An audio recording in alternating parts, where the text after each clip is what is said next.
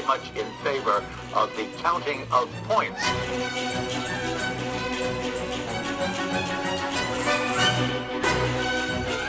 Does it work for you? No. Hello, everyone, and welcome back to The Run Through, your favorite figure skating podcast where we kiss, where we cry, and where we unapologetically stand up for smokers' rights. And we've been doing it right. for now our fourth week straight. That's right. We're on our, at least, I don't know, 8th hour of standing up for smokers and their rights. And my lungs are burning. Notoriously, smokers don't like to stand that long. No, But Yes, notoriously they can't. that's why they need some non-smokers like us to stand for them, which we are. Yeah. Yes. well, again, we are incredibly lucky. It's 3 fat has-beens, as Oksana for Grishuk has yourself. said. 3 fat has-beens. Sorry, girls. I'm so sorry. And with our absolute leader, our president, Michelle Ellis. Michelle, thank you so much for joining us again. There's nobody, truly, I think everyone in the world, this is the one thing that we can all agree on, is that you are the dance President. wizard. Thank you so President. much. I'm so happy to be here. And thank you for letting me share my knowledge and enthusiasm for ice dance on your podcast. It's our pleasure. Yesterday, Michelle was like, you're going to have to rein me in. And I was like, I don't want to. No. I might get a little moony today. We'd never do that. Michelle, I'm going to be honest. Dance has never been my favorite discipline. Which is a mistake. Which is a mistake. And you have really shoved it down my throat how much of a mistake it is. And I am here to apologize to you and dancers everywhere because I was wrong. And I think I might honestly have to say it's the best discipline. I mean, Yeah, just a little bit. we've been It's saying it. so good. And it's fucking bananas. The shit that goes down in this. I do want to say bring back insane ice dancing. Yeah. 100%. I would like for the current ice dancers to just be a little bit more unhinged. I think we need more of that. We need to submit a petition like the Lithuanians did. Yeah. Yes. That's what we need. Completely. Petitioning for drama. Only a successful one. Yes. I think we saw a little wink of it at Worlds this year when Charlene Guinard stormed out of the True. kiss and cry and didn't Yeah. congratulate the Brits. Like I want a True. little more, More of of that. She that. has it in her. It's in there. But see, when people were complaining about that, about how it was unhealthy for the skaters to be pitted against each other, I was like, do you realize what an honor it is to be this close to Real drama. harmful damage to people's mental Yeah. health? To the stone countertop at Spago. Do you know how close we were? To tasting the marble.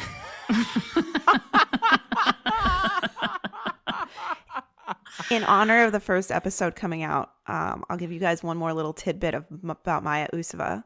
Do you know where she lives now? No. She lives No. in Marlborough, New Jersey. I don't know if she's there full time, but she owns a home and resides in Marlborough, New Jersey, spelled like the cigarettes. Wait, that's so funny. Maybe before that, she was in Camel Crush, New York. She did that on purpose.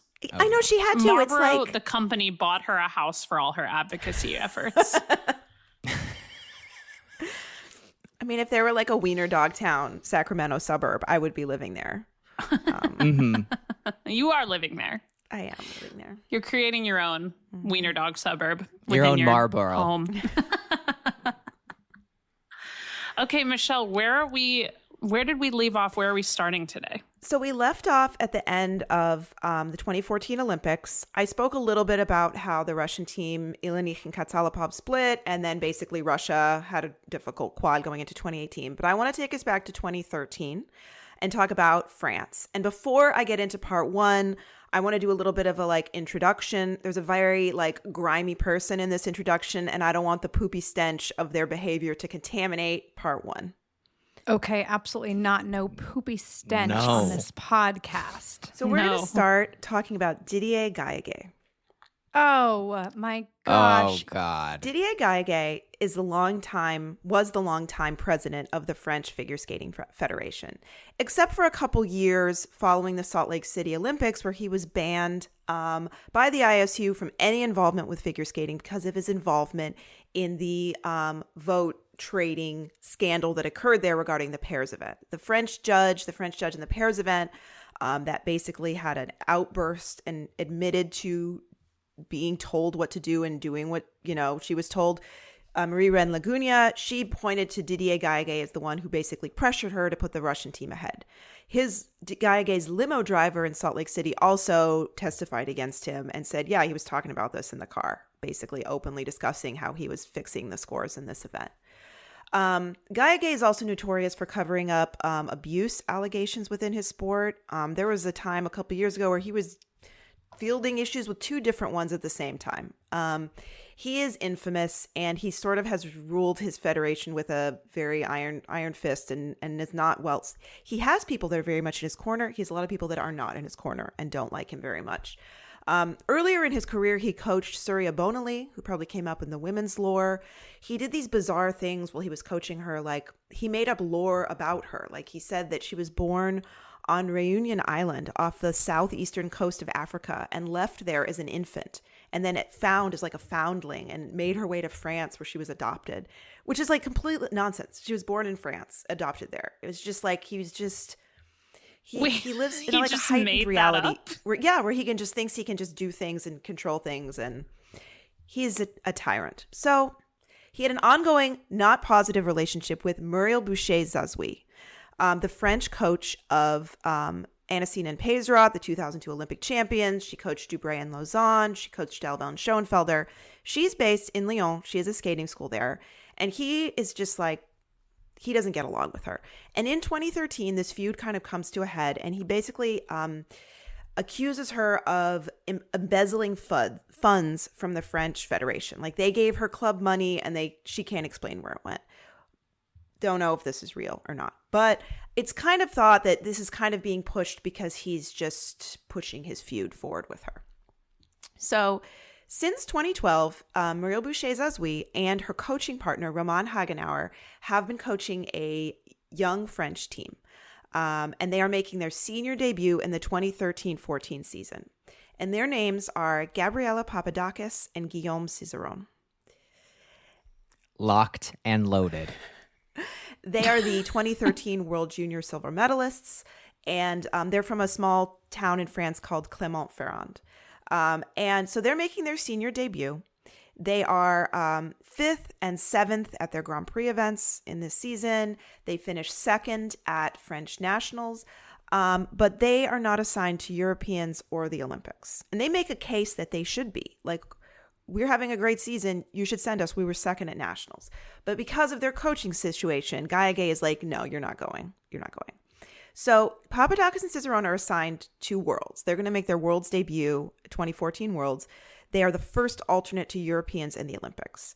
Natalie Peychelot, Fabienne Borzat, the French champions, they are assigned to all 3 events. They are currently training in Michigan with Igor Spielban this season. Another French team, Pernelle Caron and Lloyd Jones, who train with Barbara Fusar-Poli in Milan and Igor Spielban in Michigan. They are not at Nationals, but they're assigned to Europeans and the Olympics. So keep in mind where those other 2 teams train. So Peychelot and Borzat ultimately decide not to go to Europeans. They're going to stay in Michigan and train for the Olympics. So Papadakis and Cizeron get the call. You're going to make your European debut. The week before the event, Didier Gaillaguet notifies them that Muriel Boucher-Zazoui, their coach, is banned from attending Europeans with them. What? He says that because she is not a member of the French Federation, a dues-paying member, she cannot be registered as the coach of an ice dance team and cannot be credentialed to accompany them to Europeans. He also unregisters the team with the Federation from her skating club in Lyon and like reassigns them to the general Paris like address for the Federation. They do keep Roman Hagenauer on as their coach because he is a dues-paying member of the Federation. But Zazoui is like, you can't go to Europeans. this makes like national news in France. Like there are news reporters at the rink doing features on this. They recorded Zazouis actually telling the team that this was happening, and they're reacting to it. I don't know if it was the first time they were told, but they reenacted it for French news. I love that. Now, Me now too. show us the reaction you had. I mean, Zazouis is like, I feel like the material she always gives people is very theatrical and very like creative. And so I'm not surprised that she would engage in some theatrics. Yeah. And I like that. And bringing the press into the rink and letting them talk to everybody. And the team actually like does an interview, and Guillaume Cizeron says they're attacking our coach, but they're actually hurting us. Like he's pushing this feud against our coach, but it's like it's hurting us, the team. So Zazouis describes she's a liberal coach, meaning she's like private practice. She is not a member of the federation. She basically takes private students, but she, just will not kiss the ring. She's not So part she's of the non-union. non-union. Yeah. Atta girl. And then she points out that the other two French dance teams who are at the top train abroad with foreign coaches who, like Igor Spielban is not a dues-paying member of the French Federation, as far as we know. Obviously not. Like, it's so hypocritical. And it's so hypocritical and so ridiculous. Like, this is like generating some attention, some drama. And Olivier Schoenfelder, who's Zazoui's former student, he's coaching at her rink now. He speaks in the news report, and he says basically the federation back in like the early 2000s told us, oh, Zazouis can't take you to the top. You need to go train abroad. And he and his partner, Isabelle Delabelle, went and trained with Tatiana Tarasova and Nikolai Morozov in Connecticut for a while. So like Gaia Gay's dismissal and dislike of Zazouis, it goes back a long time. They've always had like an issue. Ultimately, because of all this negative press, Zazouis is able to attend Europeans with the team. They make their debut. They finish 15th. They don't go to the Olympics. She is not with them at Worlds in March, where they make their debut and they finish 13th. So after all this nonsense, Roman Hagenauer is just like, funding issues, political issues. He's just, I think, doesn't see a future for his career there. So he decides to leave Lyon and he moves to Montreal, where he forms a coaching partnership with his two former students, Marie-France Dubray and Patrice Lauzon. And they are already there coaching. So the three of them basically decide to start coaching together. And, Michelle? Yeah. I have a question. When you say like dues paying member, do you mean that like somebody who's paying like their dues and then the French Federation basically pays them like a salary after that, and Zazouis are working as sort of like a sole proprietor? I think is that so. what you mean? Yeah. Okay. I don't know the in and outs of like the French Federation to that level, but that's what it sounds like. She doesn't, it seems like she doesn't want to deal with the Federation's nonsense. And so she just is like, I'm going to be independent. And own you thing. can hire me to work with your skaters the way you hire Igor Spielban. But she is in France. Okay. Yeah. So Hagenauer decides to move to Montreal, and Papadakis and Cizeron decide to go with him. So that takes us to part one. Meet me in Montreal. That's cute. I love the chapters. I love them. Me I too. know. They're so good. So moving to Montreal is a big change for Papadakis and Cizeron. They're both 19. They've never lived outside of France. It's like they changed their whole lives. They stop going to school. They sort of redouble their focus on skating. They start taking a lot of like off-ice dance classes. And they start working with these three coaches together. They had Hagenauer before, but now they have like a different arrangement. So this is the way that Cizeron described the coaching partnership in 2015. He said, they all have their area of expertise. Marie is great at choreography, Patrice is more into the technical things, and Roman is mainly looking at the general impression as a kind of manager. They are all good at everything, but they have their specialties too. They complement each other well. It is a super great team. It turned out to be a super great team, as we'll see. So, yeah, it did. For the 2014-15 season, Marie-France Dubray gives Papadakis and Cizeron a free dance inspired by a French ballet, Le Parc. It's set to music by Mozart. And this program is just magical. There's just this beautiful lightness to the team's movement. They have very strong and cleanly executed dance elements, and they skate like big. Like they create a feeling in the arena when they perform. They just, something about the choreography that Dubray gives them, it just kind of clarifies their movement. Their movements just have this beautiful clarity in the program, and like there's like a gentleness and a presence in their skating. It's people call it like a contemporary elegance is the feeling they're creating. And this program is like a revelation. They win both of their Grand Prix events. They just go right to the top. And remember, this is the first season without Davis and White or Virtue Moyer.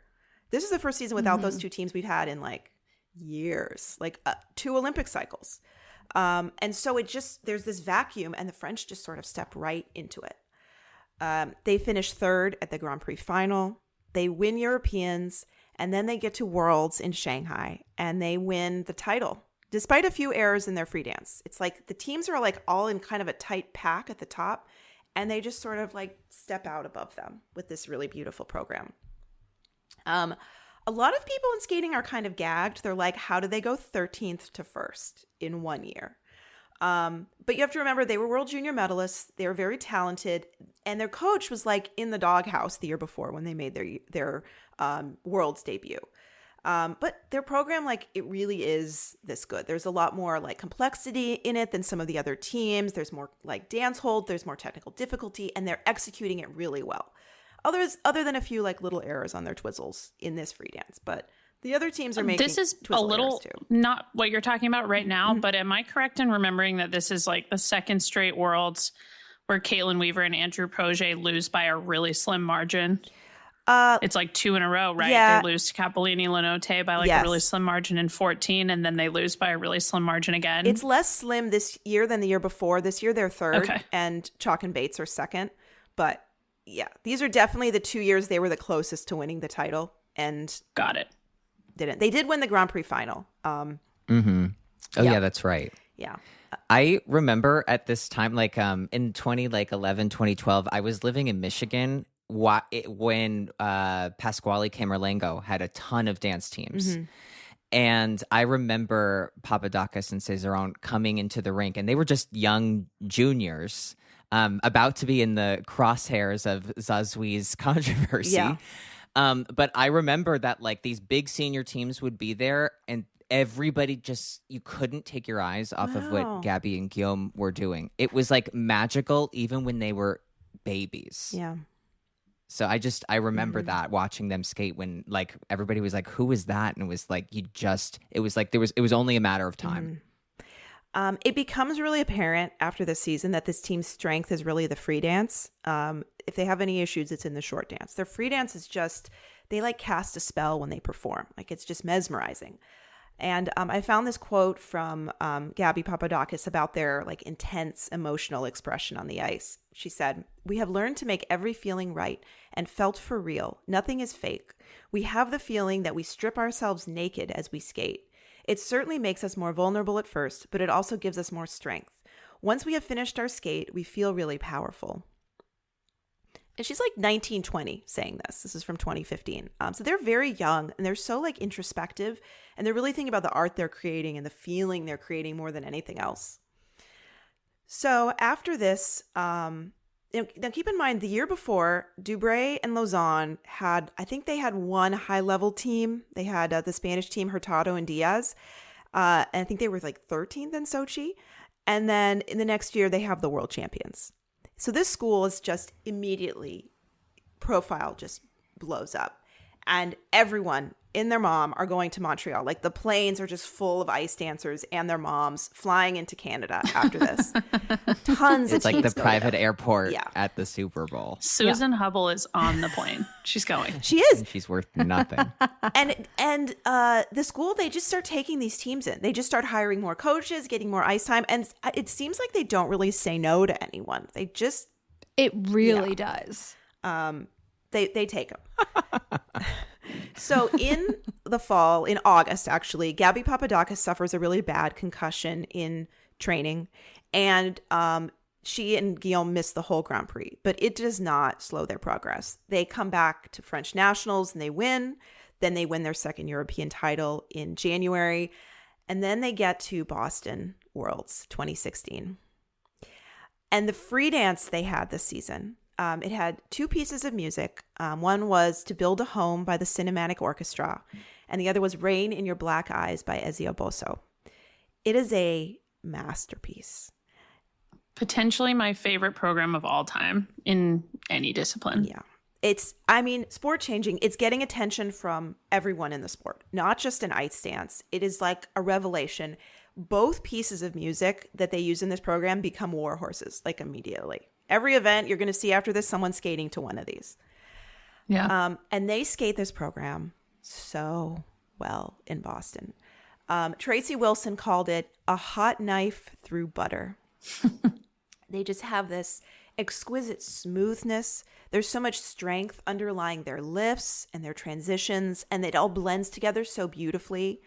There's just these extensions are incredible, and the way that their upper bodies match, it's so smooth and effortless. It's mesmerizing. And it's like, I didn't know it was possible to do ice dancing like this. It is so extraordinary. And, they win, obviously. It's just, a hugely impactful. They break Davis and White's world record free dance score from Sochi with this program. And I have another quote from the team that Cicerone gave this season, because people are like, what's the program about? What's the story? Because it's so beautiful. And the team would not give a story. Cicerone said, "We would not like to give any indications as to what people should feel at a particular moment during our dance. Each one of our spectators should be able to express his or her feelings in a completely different way than the others, according to one's own life experiences, fantasies, or projections. Our program is meant to move everyone from within, not based on understanding something precise. We are not telling a story, we're dancing. All of it is a number of images that will be projected in people's minds. Even we don't necessarily feel the same emotions at the same time while we are dancing. Yet each of our emotions respond to the other person's emotions. When I'm dancing, I'm not thinking of what part of the story we're in. It's more intuitive and anchored." Beautiful. It's so mature. I think he was maybe 21 It's so when mature. he said that. I also think it's not everyone can do that. And I do think it became a little bit of a plague in skating after they did this for people to imitate, not be willing to explain their programs. That's so true. Because they couldn't. Because they couldn't, though. It's one thing like Gabby and Guillaume, you trusted and you knew because you could see it, Feel it. that it had this like depth that they didn't have to do a description of it. But some people would be like, oh, we just want people to interpret it however, and you couldn't even tell how they wanted to interpret it, and you didn't even feel like they had thought it through to a deep level. Or we're feeling anything. But I do remember this quote because I remember then hearing the same quote from a lot of skaters for years afterward, and it did not have the same effect. Some teams and skaters could pull it off. But so 2016 Worlds, obviously Papadakis and Cicerone have this huge triumphant win. But in second and third place are two American teams. And this is the first time since 1966, 50 years, that there are two American teams on the world podium. And they are Maya and Alex Shibutani in second, and Madison Chalk and Evan Bates in third. And this is the start of Maya and Alex's Coldplay career. Yes, it is. Right? For better or for worse. This is when they joined the band Coldplay. Yeah. I should probably confess, I really don't like Coldplay, and I love ice dancing, so this was a complicated time for me. Wow. Where did you end up, though? Because I feel at the time, very much felt the same. I appreciated their Fix You program when they skated it live. I was not a fan of Paradise. And I thought that the program, the Spiegel im Spiegel program that the Shibutanis did in between their two Coldplay seasons, was the program of their career. And a lot of people really didn't feel like that. I really hope we get more in that vein from them in the coming season rather than whatever, trash Coldplay is releasing right now. Ooh, Whatever Michelle, free download is coming on that iPod. I have concerns for you. I feel like we're going to be seeing something in the vein of whatever. Yeah, I don't know what to Coldplay's expect from them. I know it's so true. They could go so many different directions within the sibling Maybe vein. they'll do a program like, I'll talk about it in here, but this is like in the Montreal school, you see them using like more instrumental pieces and they build up to a piece with vocals. And maybe the Shibutanis will do like that, and then it'll be a surprise little Coldplay blip at the end. Yeah, Oh, a maybe. surprise Coldplay. Well, I don't know that it would be a surprise. Well, I don't know if I would be surprised. If it were Coldplay, it would not be surprising. I am fully, by the way, I mean, and I don't think I don't know how popular it is among skating fans or not, but I'm a Fix You program apologist. Michelle knows this. I loved this program, the original, the 2016 one. I didn't like liked the the 2018 original. one as much, but the original one I loved, and I thought it was like really well choreographed. Like when they hit the twizzles on the music, it's really good. It's really Yeah. good. they had a Coldplay gala program, I think the year before that, and it was the piece that Adam used, the flock of birds, that I thought was not bad. And I actually I remember we called it for, TV, and it was, I was like, this is okay. I liked it. And then they just went so in on it. But, okay. So this was the world podium is Gabby and Guillaume doing the music that you already said, and Chalk and Bates did Rock 2. Rock Not Enough too. Yeah, okay. So- and Shibs are doing Fix Yeah. You. Meanwhile, in the I love that that we went from rocking around the clock to now back to Rock 2. Maddie and Evan did a little rock around the clock last season in their rhythm dance. It was in there. Well, what song didn't they do last season in their rhythm dance? They didn't do any Coldplay. Thank God. You don't know that for sure. Yeah, who could say? Anything could have been laid in there. Okay, sorry, Okay, Michelle. so just want to talk about what's going on in the U.S. right now while the French are just changing the world internationally. So we talked about last episode the Zueva-Spielbahn divorce. There basically is a rivalry between these two coaches playing out in the United States. Spielbahn is coaching Maddie Chalk and Evan Bates. Zueva is coaching Maya and Alex Shibutani. And they used to coach both of these teams together. But they divorced. They got custody of different teams in the divorce. So Children. Chalk and Bates win the 2015 U.S. title, stepping right up after Davis and White step away. They have this free dance to an American in Paris. And it's great. It's just got like these really stunning lifts. They're very like light, flirtatious style. It's very heavy on like their performance, which is their strength. And it's a very good program for them. They win nationals. They win the silver medal at Worlds. And at both the Grand Prix final and Worlds, they are like 8 to 9 points ahead of the Shibutanis. So they're like way ahead of them that season. Like I said, Chalk and Bates' strength is really their performance ability and their stunning lifts. Their weakness is their consistency. And this is something that becomes worse and worse and worse as the quad goes on.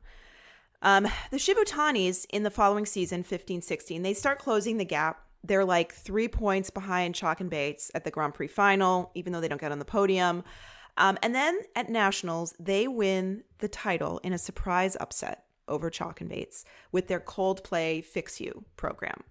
And this free dance was choreographed by Peter Chernyshev, and it's like a breakthrough for the team. It really kind of gave them a new dimension and identity. And this win is really historic for them because this is the first time that the U.S. champion in ice dance has been defeated at Nationals in 30 years. The last time this happened was in 1996 when Roca and Sir tried to defend their U.S. title and they were defeated by Punslin and Swallow. This is a big upset. And I think at Nationals, there's been criticism about them letting the defending champion stay in place too long. And the Shibutanis upset that. They come in and they take the title. So the Shibutanis are a very consistent team, particularly in this quad. They're known for their consistency, and that really is their strength going through this Olympic cycle.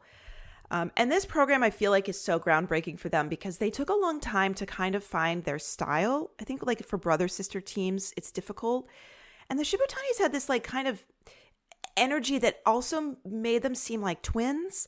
Like I knew they weren't twins, but people think they're twins. I mean, even...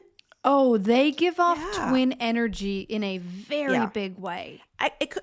Like they can read each other's Yeah. minds. It They seems do. like their identities are... They operate as Yeah. one. Their identities are like wrapped up in each other. And I remember like coming back to work at like my real job after the 2018 Olympics, and someone said something to me about like a non-skating person, like, oh, those Shibutani twins. I'm like, why do you think they're twins? We did not convey that Right. on the broadcast. That's not correct. And what do you mean your real job isn't doing ice dance lore? Yeah. for 3 weeks straight. This is my passion side project. But I also think they actively are not doing anything to change Yeah. that perception. Yeah. So they really do like function as Yeah. one being in their like social presence. I mean, you think about like other sibling teams like John and Sinead Kerr. I mean, they're both relatively still involved in skating, and you see them around. But the last time I saw them together was probably the last time they were competing together. But I don't think I've ever seen. I don't know if I've ever seen them separate. Yeah, they're always together. But I think, you know, for skating, like they were good at certain things where the twin energy worked. Like Latin was always a strength for them. But this Coldplay program gave them like more somewhere else to go. It was like a new dimension. And I think you saw them more as individuals or as a team in a way that wasn't twinning. But this program is a breakthrough for them. And yeah, they beat Chalk and Bates at Nationals and they beat them at Worlds. So there's a third team. Because it's big. Like, they can skate big for the first Yes. time. Usually that's, like, reserved for, like, a romantic jubilation. Totally. But this Coldplay is big, and they can do it as siblings. Yeah. So there's a third team in the mix during this time. This entire quad, Chalk Bates and Shibutani, and Hubble and Donahue are the only 3 teams on the podium. They win all 3 medals at Nationals, the entire quad. So Madison Hubble and Zachary Donahue, they trained with Angelika Krylova and Pasquale Camerlengo in Ann Arbor, Michigan. They leave them in 2015 and they go to Montreal. And Hubble and Donahue have, the thing that's unique about them is they have really strong basics. Their fundamental skating skills are better than either of the other American teams and better than pretty much anyone else in the world. I think Papadakis and Cicerone are the only ones I would say that, you know, maybe a little better than them. I mean, one time I was in Montreal, and I mean, I know you were talking about 2015 right now, but when I was in Montreal pre-Beijing, and there were times when I felt like they were better skaters. Maddie in particular is so good. Yeah. Maddie's one of the best skaters I've ever seen Yeah, in my life. totally. Their issue, however, is making errors in competition. We talked about consistency for Chalk Bates, but it's a big issue for Hubble and Donahue too. Chalk Bates, through this era, when they had problems, they would tend to make kind of small errors on multiple elements. They get tight. Hubble and Donahue have a tendency toward major errors, unfortunately. However, once they get to Montreal, they improve immensely. They clean up their skating, they really capitalize on their own style in their programs, and they begin challenging the top 2. So in 2015, the U.S. podium is Chalk Bates first, Shibutani second, and then Hubble Donahue third. In 2016, Shibutani's win, Chalk Bates are second, Hubble Donahue are third. Same podium in 2017, but then 2018, a month before the Olympics, Hubble Donahue have their breakthrough and they win the U.S. title. Shibutanis are knocked down to second, Chalk Bates are third. Well, and Hubble and Donahue were knocking on the door in knocking hard. 2017 because they got third in the short dance at the World Championships. They were like ahead of both teams in the short dance at Worlds, and then disaster struck. I'm sure you will get there. They were always so hungry. It happens when you're third a lot. And this was a really challenging quad for Chalk and Bates, who started out winning the U.S. title, coming so close to a world title, and then like losing ground to first one team and then another team in the U.S. I found an interview with them from Skate America in 2015 where they talked about their new free dance 2 Rachmaninoff's Piano Concerto No. 2 that they really designed as a vehicle that they wanted to take them to the world title. And it ended up taking them to second place in the U.S. It's kind of hard to watch, like going back and seeing how they were kind of struggling year to year. They began making more mistakes in competitions. Twizzles became a particular issue for them. And even when they did skate well, particularly at nationals, it seemed like they were judged really harshly and often lowballed. And they did talk about later on that they felt like they were overtrained during this period and they were getting injured. Things just like weren't jiving for them at home training. And they are a Novi at this time with Spielbahn. So let me get back to the international ice dance scene. We were last talking about 2016 Worlds. Let me take you back a month before that. February 20th, 2016. It is 2 years to the day ahead of the Olympic free dance in Korea. It's a few weeks before Worlds. And Tessa Virtue and Scott Moyer make an announcement. Ooh, They announced do. that they, And this was the Sunday after Four Continents concluded. I know exactly where I was. I know exactly where I was. Wait, do you really? Oh yeah, Where were you? because I had just worked Four Continents, so I was at a restaurant in Connecticut. I was in my house probably texting Barb. So And me. Virtue and Moyer announced that they are coming back to competition the following season with the intention of a return to the Olympics. And they also announced in this statement that they will be training in Montreal with Marie-France Dubreuil, Patrice Lauzon, and Roman Hagenauer.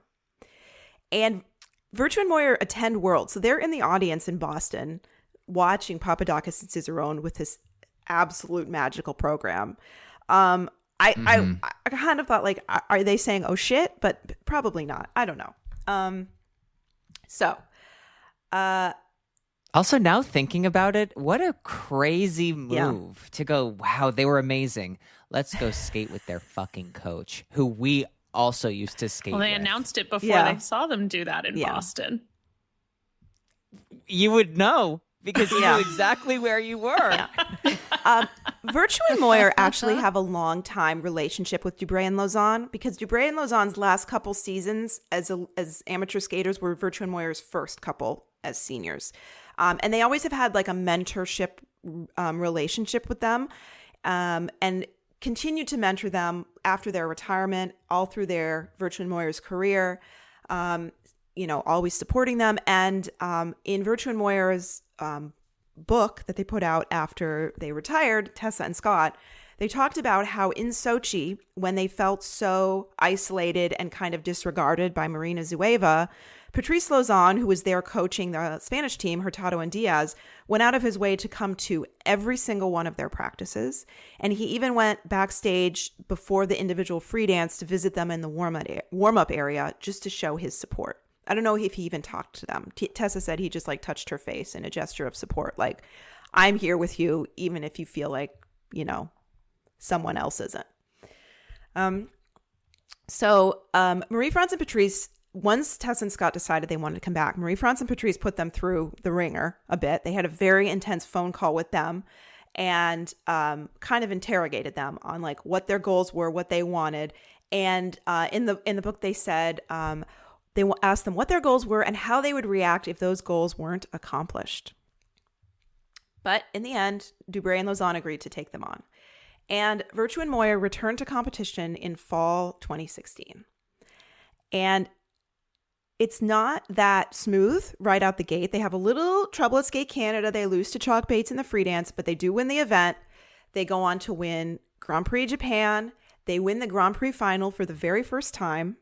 Remember, Davis and White had a chokehold on this event. They won 5 consecutive from 2009 to 2013. No one had the opportunity to win. That's right. Yeah. So Virtue and Moyer at fall 2016 win their first ever Grand Prix final. Yeah. And Virtue and Moyer have their first ever. Yeah.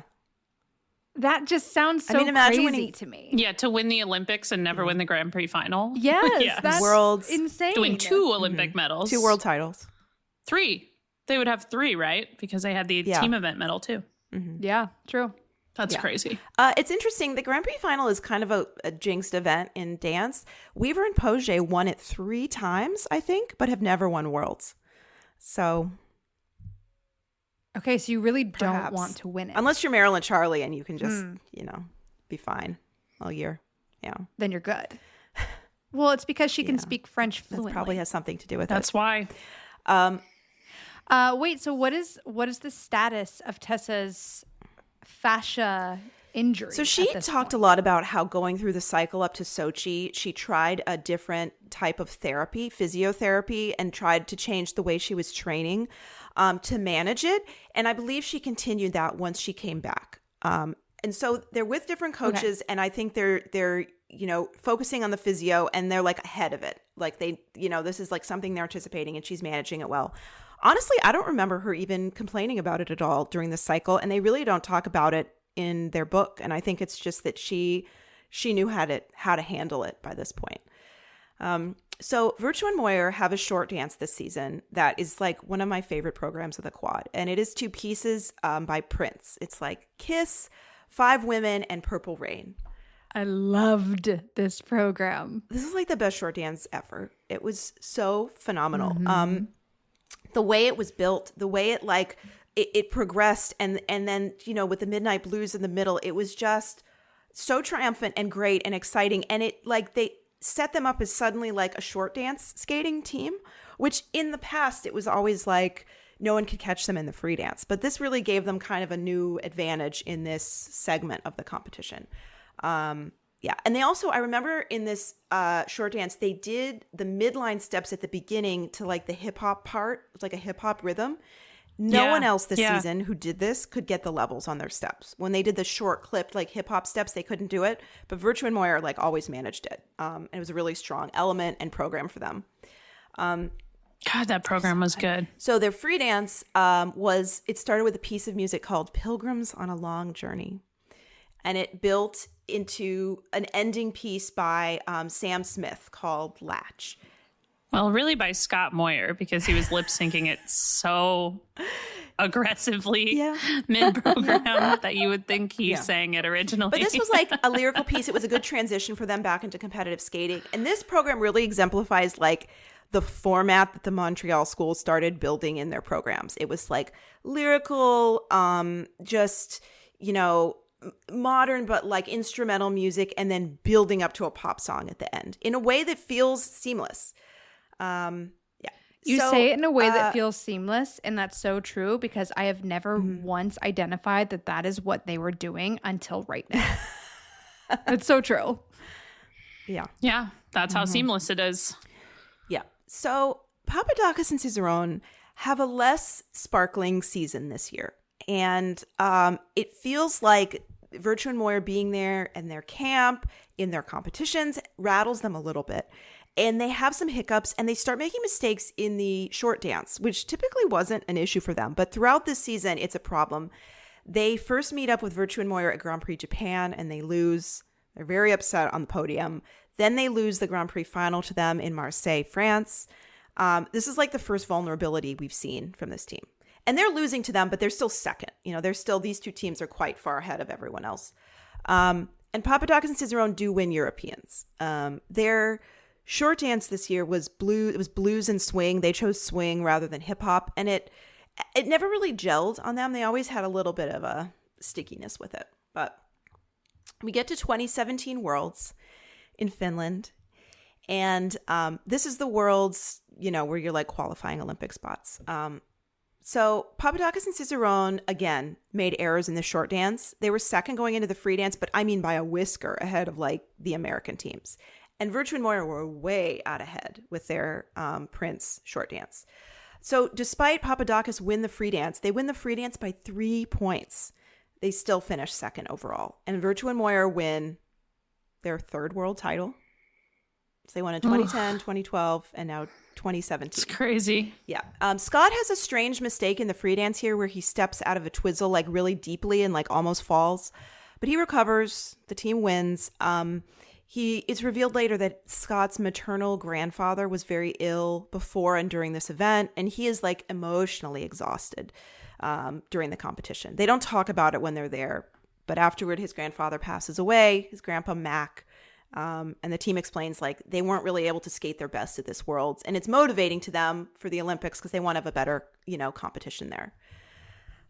This Worlds is interesting because the American teams are 3rd, 4th, and 5th after the short dance. Hubble and Donahue are 3rd, Chalk Bates are 4th, Shibutani are 5th. And that's the opposite order that they Correct. finished at nationals, Correct. right? Which is, it's interesting. Yeah. However, Yeah.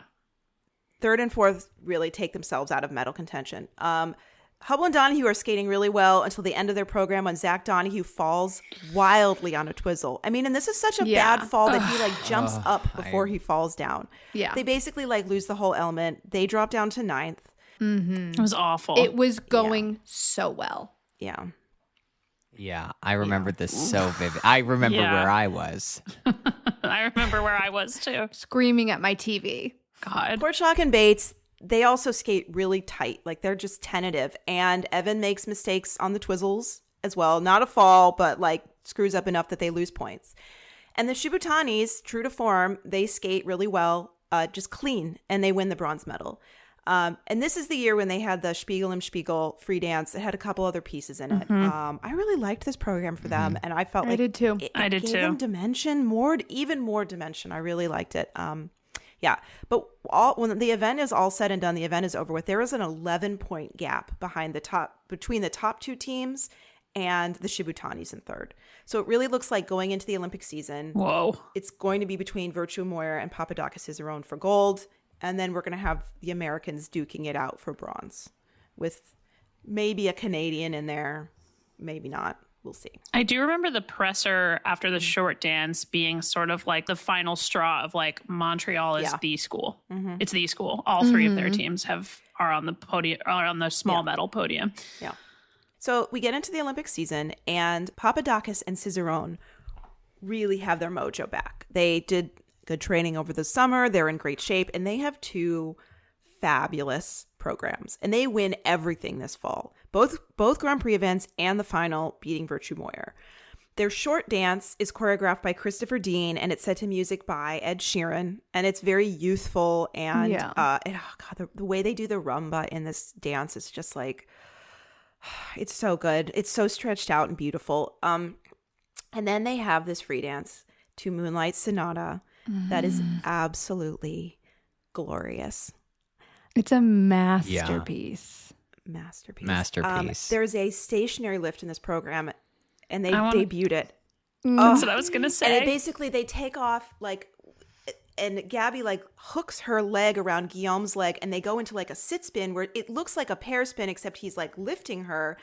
And the way they increase the speed as they pull in together, it's magic. I mean, this is maybe one of the most beautiful free dances of all time. It is.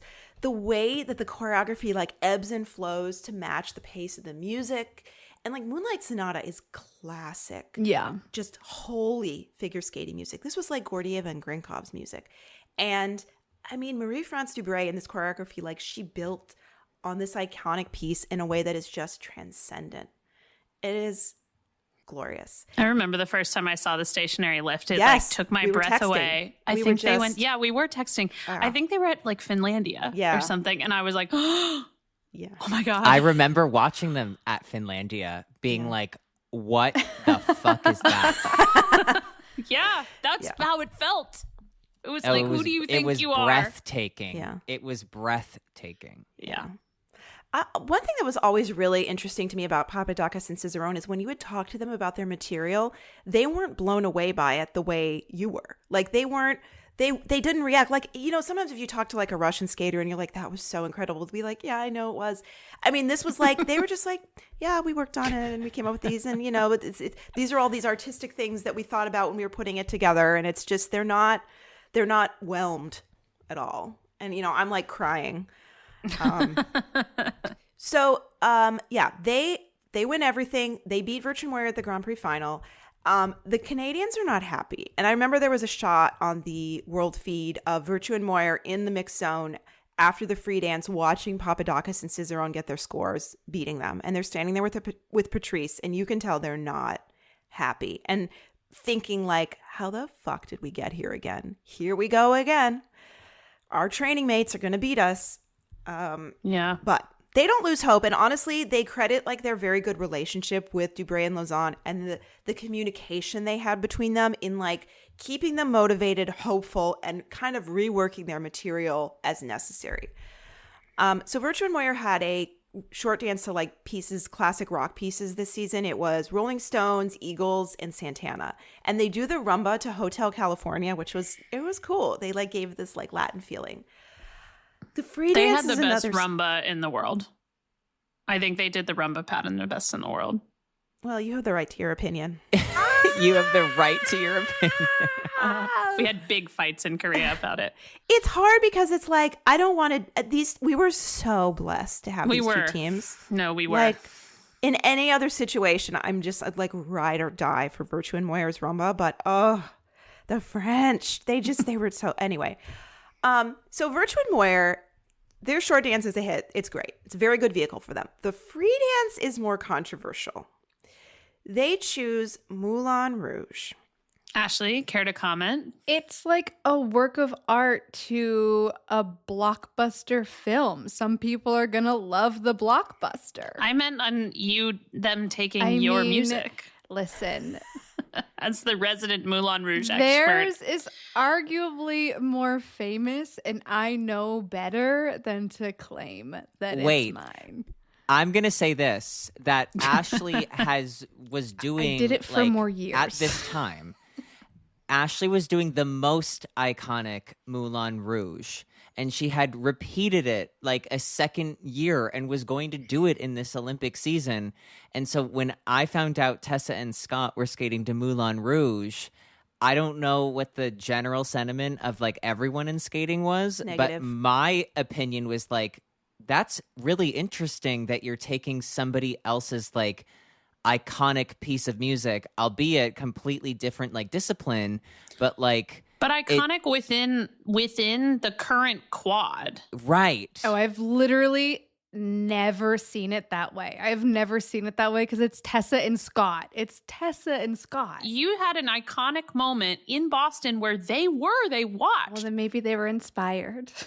Yeah, that's true. You win this world silver medal in this like amazing Moulin Rouge program. It is interesting. I don't think it's weird to like pull a war horse, but from one that's like literally a year and a half old is interesting. So their coaches are questioning this choice. And it wasn't just Ashley doing Moulin Rouge. Their number 2 Canadian team, Weaver and Poget, had a very iconic Moulin Rouge program in 2011 Worlds that is like one of their signature programs. Yes. Moulin Rouge is very popular. I mean, if you like watched Europeans, there'd be like the 10th place dude is doing a Tango de Roxanne short program. Everyone skates to this music. For years before this. And so when they picked it, it felt a little like lowbrow because the music had been done and they're Virtue and Moyer. It's supposed to be special. But Virtue and Moyer, after having kind of been burned in Sochi, they had a list of criteria for their free dance. They needed it to have a crowd reaction, people to be on their feet or clapping along, drama and power, and something that's never been done before but at the same time is recognizable. And Moulin Rouge didn't meet that last criteria, but it met everything else. And they felt they could make it their own with the choreography, and they had to talk their coaches into this. One thing that they really worked on was like the beginning parts, the like tango movements. They work with Sam Chouinard, who is an off-ice choreographer that works with all the Montreal teams. He's amazing. And it really gave it this like kind of intensity. Like he came up with these pivotal movements that like developed the characters throughout the dance. And ultimately the version of the program that the team put together with the music they picked at the beginning of the season is not what they skate at the Olympics, because they went through a lot of changes after the Grand Prix final. With the music and the choreography, they wanted to give more time for the love story to develop and to end the program on a more optimistic note. And I mean, it's kind of risky making all these changes between the Grand Prix final and Nationals. But they skated at Nationals and they skated really well and they get good feedback. So they feel good going into the Olympics with this. One other thing about this program is they brought back Kanaliftkis, which was their iconic lift from their Carmen program, where Tessa is. I've never heard anyone describe it like really? that. Kanaliftkis? You haven't been in our group texts. Yeah, I mean, Twitter. This is incredible. Yeah, so Tessa, like, it's like a rotational lift, and she jumps up on Scott's shoulders, and so she's got both of her thighs on his shoulder, and his face is, like, into her pelvis as part of the lift, and then she flips backward and transitions out of it. So they have this at one of the, like, crescendos of the music in, like, the second half of the program. And they change it a little bit throughout the season, so Tessa has, like, her one leg down, one leg up. Ultimately, when they skate the program for the individual Olympic event, it is fully back to normal. Kind of like, lift this. Fully, yeah. 2 legs on shoulders, face in pelvis, full on. Anyway, yeah. So Anyway. So they're ready for They're at nationals. They skate well. We talked about what was going on at U.S. nationals. Hubble Donahue won this year. Shibutanis were second. Chalkamates were third. Meanwhile, at Europeans, Papadakis and Cicerone win yet another European title. And second on the podium are Ekaterina Bobrova and Dmitry Soloviev. And third are Alexandra Stepanova and Ivan Bukin, 2 Russian teams. Who? So that takes me to part 2. Doping for 5th.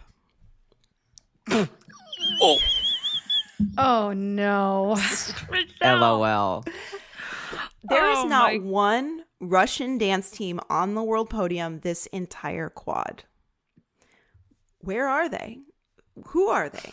I haven't mentioned In the them lab. at all. They're in the lab. I feel like I need to mention them because up until this point, we've talked so much about Russian ice dancers and Russian influence. Yes. And now we have like all these coaches are like, I mean, they're like French Canadian and French. All the skaters are American and Canadian and French. Anyway, so. Well, Bobrova maybe if Soloviev- Nikolai Morozov hadn't broken up Russia's best dance team. Yeah, no kidding. So, with that team, Still mad. Oh, She's yeah. still mad I about think- that. Oh, she still never let that go. I'll never let that go. I mean, can you imagine how interesting this quad would have been if we had Papadakis, Cicerone, Virtue Moyer, and Ilanik and Katsalapov?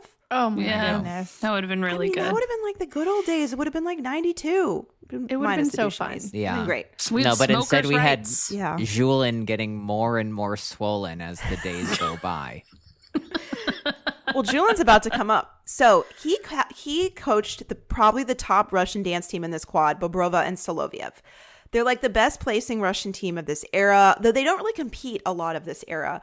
And Julin was doing everything he could to make them watchable. He was doing the most. Unfortunately, there's only so much this person can do. And I don't want to be forgot too about mean because Bobrova Soloviev are very nice. They're very well respected within Russian skating not because of their skating, but because of their personalities. They're really friendly. Yes, Bobrova's beloved. She was chosen as the captain of the Russian team in Korea for the team event.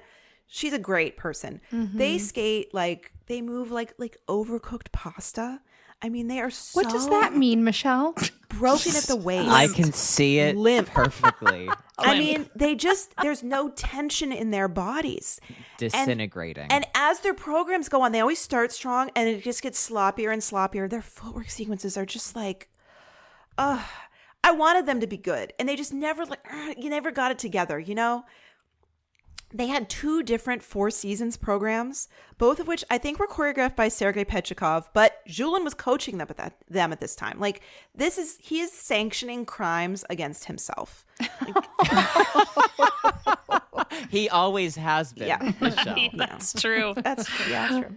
So they missed. Soloviev had knee surgery the first season of the quad, so they weren't at 2015 Worlds. They missed most of that season. They come back the next season. They win the bronze medal at 2016 Europeans. And then in early March, it's announced that Ekaterina Bobrova tested positive for the presence of meldonium. Meldonium is a cardiac medication that's very popular in Eastern Europe, and it increases cardiac output, similar to Grandpa's heart medication. Right. Bobrova knew that this medicine was becoming banned at the end of 2015, and she stopped taking it timely. Maria Sharapova is a similar situation. She also tested positive for meldonium, and several other Russian athletes. And this was a big news story because it's like even an ice dancer is doping once again. It turns out that meldonium has a really long half-life and stays in your body long time after you stop taking it. So Bobrova Soloviev had to miss 2016 Worlds in Boston because of this. Julin was really upset about this. He's still upset. He did an interview a few months ago and he was still complaining about this and the unfairness of the doping rules. My God. If he gets any more upset, he's going to have to take some meldonium himself. Yeah. So a month later, like April 2016, the World Anti-Doping Agency decided to give amnesty to all of the athletes that tested positive that had less than 1 microgram of meldonium in their doping samples in tests conducted before March 1st, due to uncertainties and the lack of studies on how long it stays in the body. So Bobrova's suspension was ultimately lifted by the ISU. who stated it had decided to stay the results management process and consequently not to disqualify any results at the present stage. And they never did. Bobrova Solovyev kept their bronze medal from Europeans that they won with meldonium in her system. Yeah. And that team went on to be fifth at Worlds. And then they were fifth in Korea. Another thing they were known for was this very exaggerated miming at the beginning of their programs. Like in their 2018 Olympic program, like she was blind for like the first like 2.5 minutes. And she was just like, I'm blind. Oh my God. Always looking for a prescription. Yeah. Where are they? Where's the medication? Where are the Always medals? Yeah. Never found those. Where's my what is it called? TUE? Where's my TUE, my therapeutic use exemption form? She can't find it. So the other Russian team that is kind of doing well in this quad are Alexandra Stepanova and Ivan Bukin. As we know, Ivan Bukin is the son of 1988 Olympic champion Andrei Bukin. And they are a very watchable, beautiful team. They train with Irina Zhuk and Alexander Shvinin, coaches of Khokhlova Novitsky. This team's very watchable, and the coaches really prioritize like performance over technique with this team. Unfortunately, to Stepanova's detriment, I mean, her like blades like didn't go into the ice. She sort of was just roller skating around. It was beautiful, but this team later on has gone to Julin, and they've improved a lot. However, are not competing internationally, obviously, because of the ban. So Stepanova Bukin are 10th at 2017 Worlds. They qualify for the 2018 Olympic team, but because of Russia's massive doping scandal after Sochi, Russia is not allowed to compete in the 2018 Olympics. They are competing as a team known as the Olympic Athletes of Russia. And they basically have to take their team selections and submit them to the IOC. The IOC will review them and then invite select skaters to compete. So Russia submits Stepanova Bukin, and the IOC does not invite them to compete. And it was Bukin specifically, right, that didn't get invited? Well, it's never publicly explained why not. I heard on site at the time from someone who's friends with Andrei Bukin that Ivan Bukin had a whereabouts violation, that he didn't update his location, and so they came to test him and he wasn't there. That's it. One whereabouts violation. And so his father, who spent many, many years traveling around the world with many different skaters, he reached out to a lot of his friends that, Olympic champions from other countries and prominent people in skating. And many of them wrote letters to the IOC on Ivan Bukin's behalf, saying, I've known his father for decades. He's an honorable person. His son is an honorable person. You shouldn't penalize him like this. This is an honest mistake, and he doesn't have a positive doping test. Let him compete. The IOC doesn't care. They don't get to go. They're left at home. So another team, Tiffany Zagorski and Jonathan Guerrero, get the nod. And between the two of them, they have 25% Russian DNA. His mom is Russian. She's British. His dad is Portuguese. But I was going to say, did you say Jonathan Guerrero? Yes. Yeah. Yeah. Pretty Russian. Yeah. Yeah. And we talked about last episode, Sinitsina Katsalapov. They had been training with Zueva until mid-2016.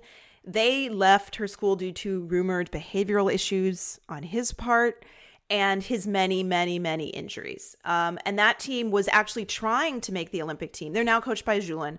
They were trying to make the Olympic team, but they had to withdraw from Russian nationals during the short dance after Katsalapov ruptured a ligament in his ankle. Ugh. And then his former partner, Elena Ilinik, who was such a superstar, she and Ruslan Ziganshin, who she skated with after her split from Katsalapov, they were done by like 2017. They didn't even try for the team. So Russia's individual medal hopes in Pyeongchang are very low. Russia's been on the dance podium every year since dance was added to the Olympics. It's not going to happen this time around. So that takes me to part 3. What's it called? By the clasp of her dress. Oh my God. These are all could all be major movies. Yeah, let's do it. Best-selling books. Best-selling children's books by Meryl Davis. Yeah. Oh, Meryl should write them into a little series. Except the doping one. That one's not very nice. Although it's like, if you're a very honorable, well-liked person and you document carefully when you are taking the banned substance and when you stop, you can get away with it. I'm just so confused. It's just like, are they really just giving these pills out like all the time? Like, where are they getting them? I mean, Maria Sharapova lived and trained in the U.S., I think most of her tennis career, and she was on it. Well, because I know for a fact that she has probably some Russian physiotherapist who's like 100%. coming with a big bag of vitamins. But then why are they why? This is so infuriating. You're asking the wrong question. It's why not? Yeah.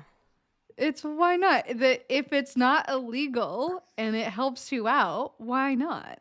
Now it's illegal. Yeah, but I mean, when it wasn't illegal, why not? No, and it wasn't illegal. Yeah, there's nothing, I guess, whatever. It's legal, it's fine. But it's just like...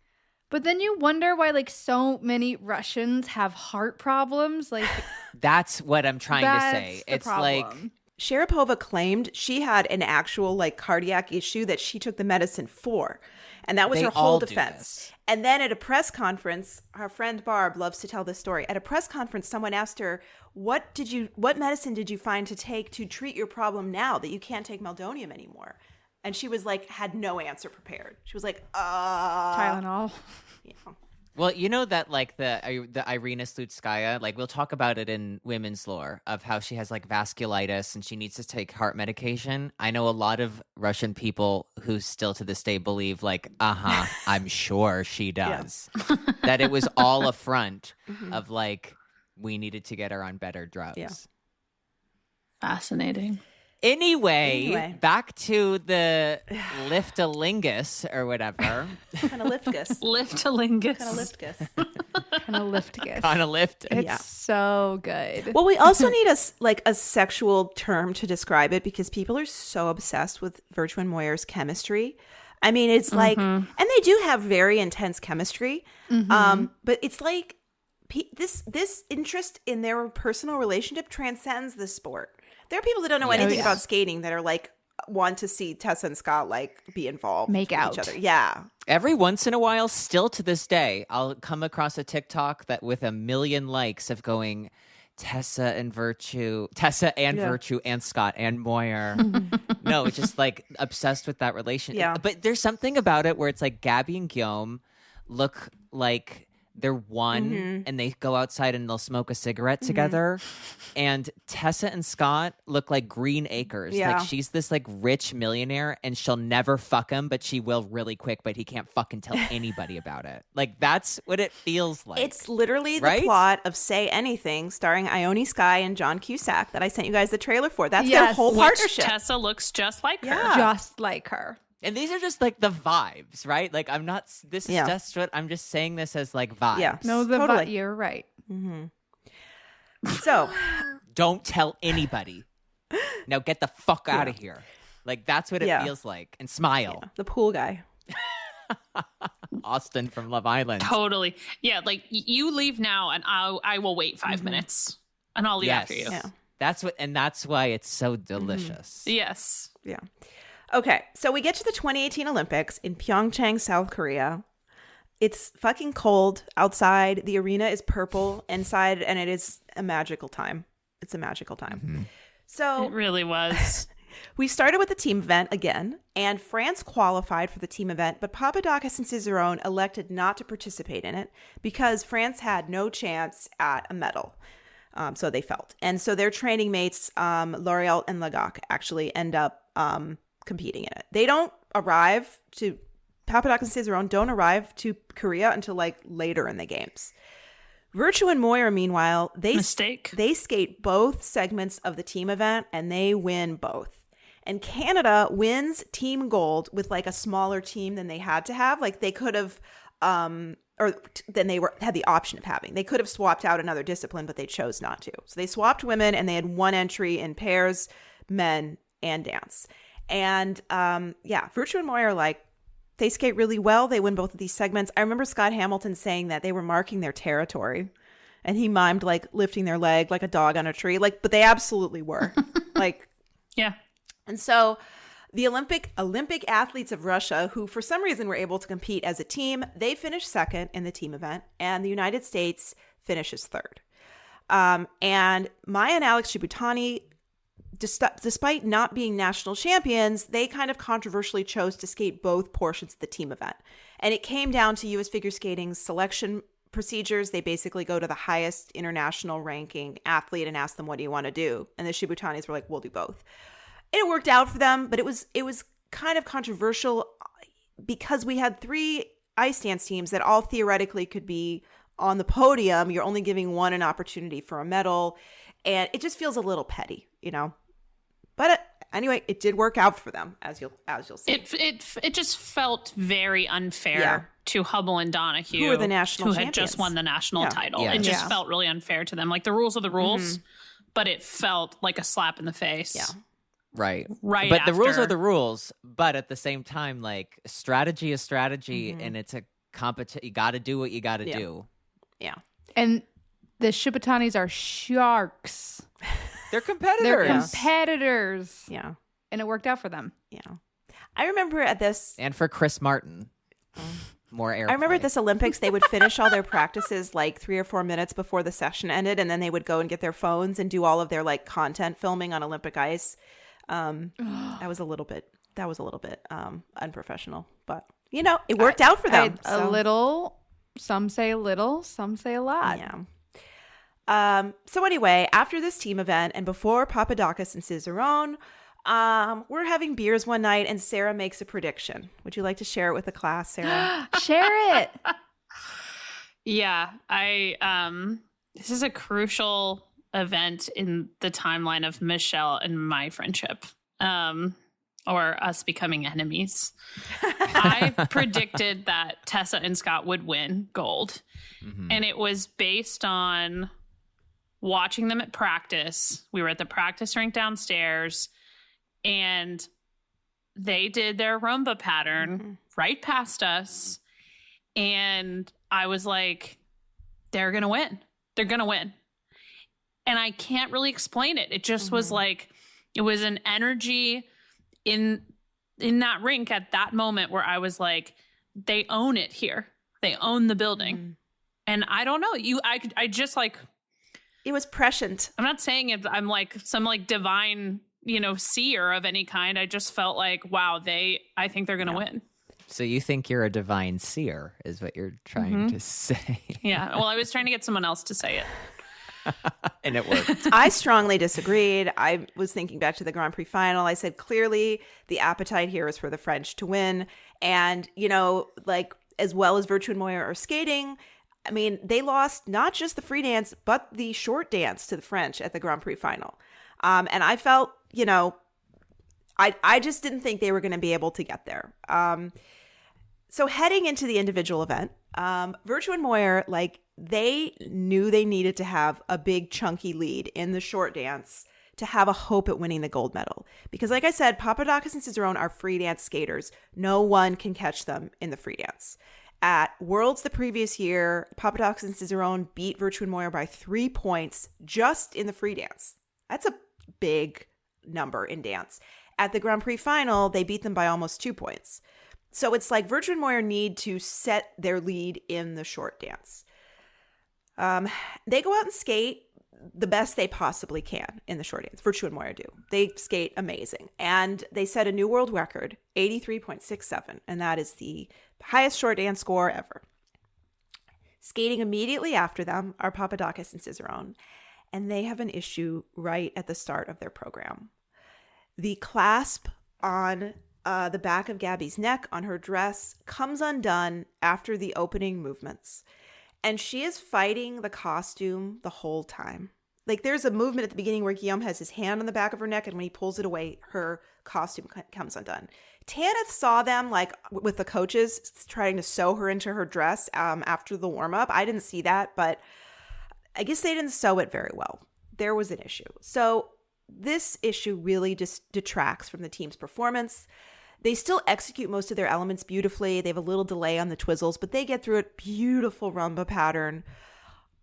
But the damage is done. And unfortunately, there are a few nip slips that are broadcast worldwide due to this. The dress is like it's kind of a diagonal cut. It's a big clasp around the neck, and then it comes like sideways down under the armpits and down the front.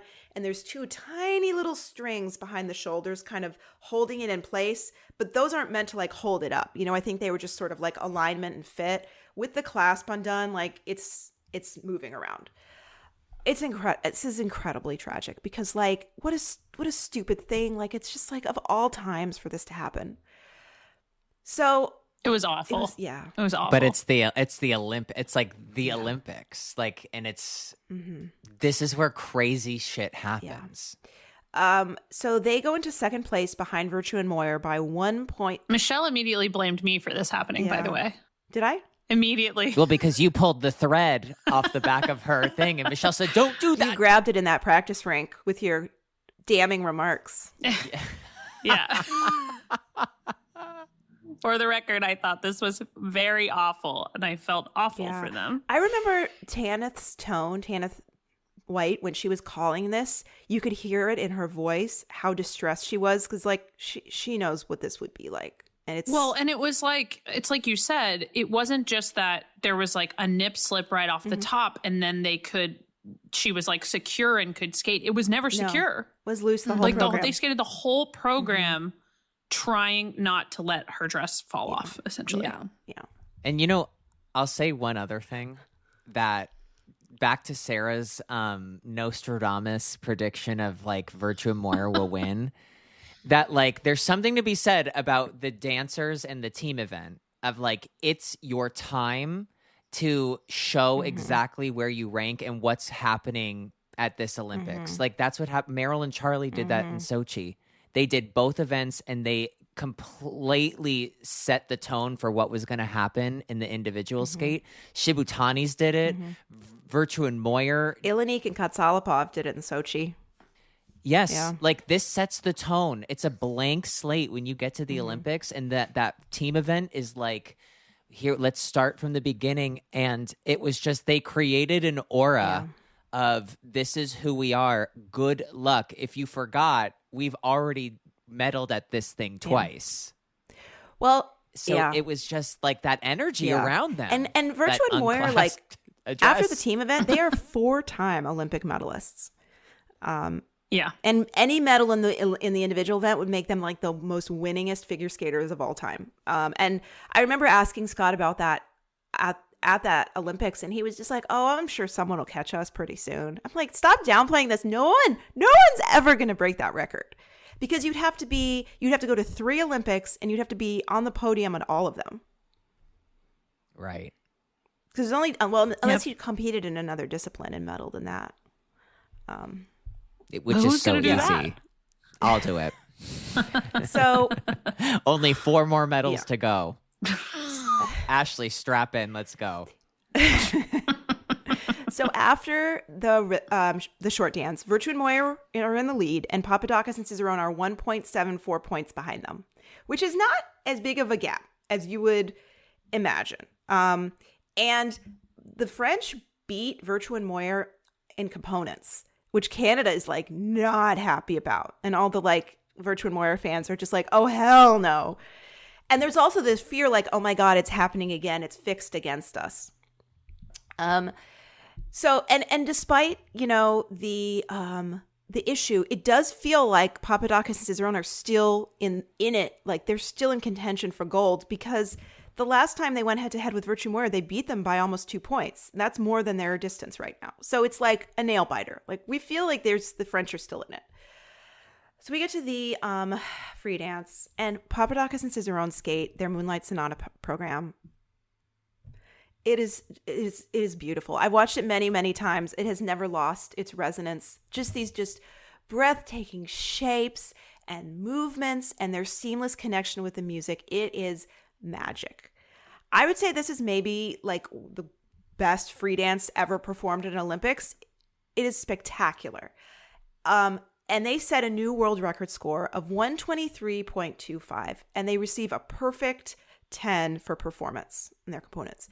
I did notice in the arena that while I melted into my seat, the crowd just like wasn't that into it. They were polite. They just like weren't that into it.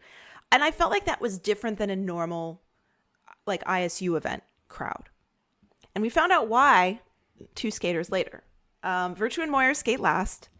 Scott was like the most nervous I've ever seen him. He was like terror on his face when they came out to skate. But Virtue and Moyer like sold the shit out of their Moulin Rouge free dance. I think it was the best they skated it all season. And that was the first time, that performance in the individual event was the very first time that I understood why they were using such common music. The crowd was so into it. I mean, they were roaring. And through their lifts, they were so behind them. And I think also there were a lot of people, I think Olympians and Canadians there and just people there for the Olympics that came just to see Tessa and Scott because they're very famous in Canada and they have a lot of like fan support, and it really paid off for them. They had just this huge noise and momentum. And yeah, they sold it, and it was just this very sexy, intense delivery. You really felt their energy between them. And they had also announced before this competition, this was their last amateur performance. They were not going to compete again after this. This was it. So this is like their last skate. So we're waiting for the scores. Their best score that season was like a 119. And that's like 3 to 4 points behind the French, who were only 1.74 points back. But Virtue and Moyer get their best free dance score of the season, and they win their second Olympic title. And Scott goes like fucking nuts when they win. He's just like loses his mind. And I, a lot of people disagreed with the scoring in the short dance with the French being so close to the Canadians. I disagree a bit also with the scoring in the free dance where Virtue and Moyer were only a point behind the French team. Which I don't know. I think it also puts it down to like what the environment is like and the way that the crowd is reacting in the skate order. Yeah. But that is the top 2 positions on the podium. Wow. But you're so right of like their decision to skate to this music made total sense for the very first time in that, like, it was like, oh my God, of course you're a genius. Yeah. So to get to the bronze medal, obviously we had three Americans that were in contention for it, really 2, the Shibutanis and Hubble Donahue. Hubble Donahue were 3rd after the rhythm dance. The Shibutanis were 4th, and there was 0.02 of a point between them. Yeah, this is why I don't completely think that the Shibutanis are like the perfect example of team event Sense the Tone, because they did both segments, and then they immediately placed behind Hubble Donahue in the short dance, and as we'll find out, we'll find out. Yeah. So Chalk and Bates were 7th in the short dance. They were like 2.5 points behind the other 2 Americans. Maddie Chalk aggravated. Remember how I said they were overtrained? She aggravated an ankle injury in the warm up for the short dance. She like caught her heel on a lift, and she really recoiled in pain. And then they came clean with the fact that she'd been injured that season. So they skated tentatively in the short dance. And then in the free dance, Maddie and Evan had a devastating mistake. They both fell on the entrance to their dance spin, so they lost credit for it. They had this beautiful program, To Imagine, by John Lennon. It was really sad. And they finished in 9th overall.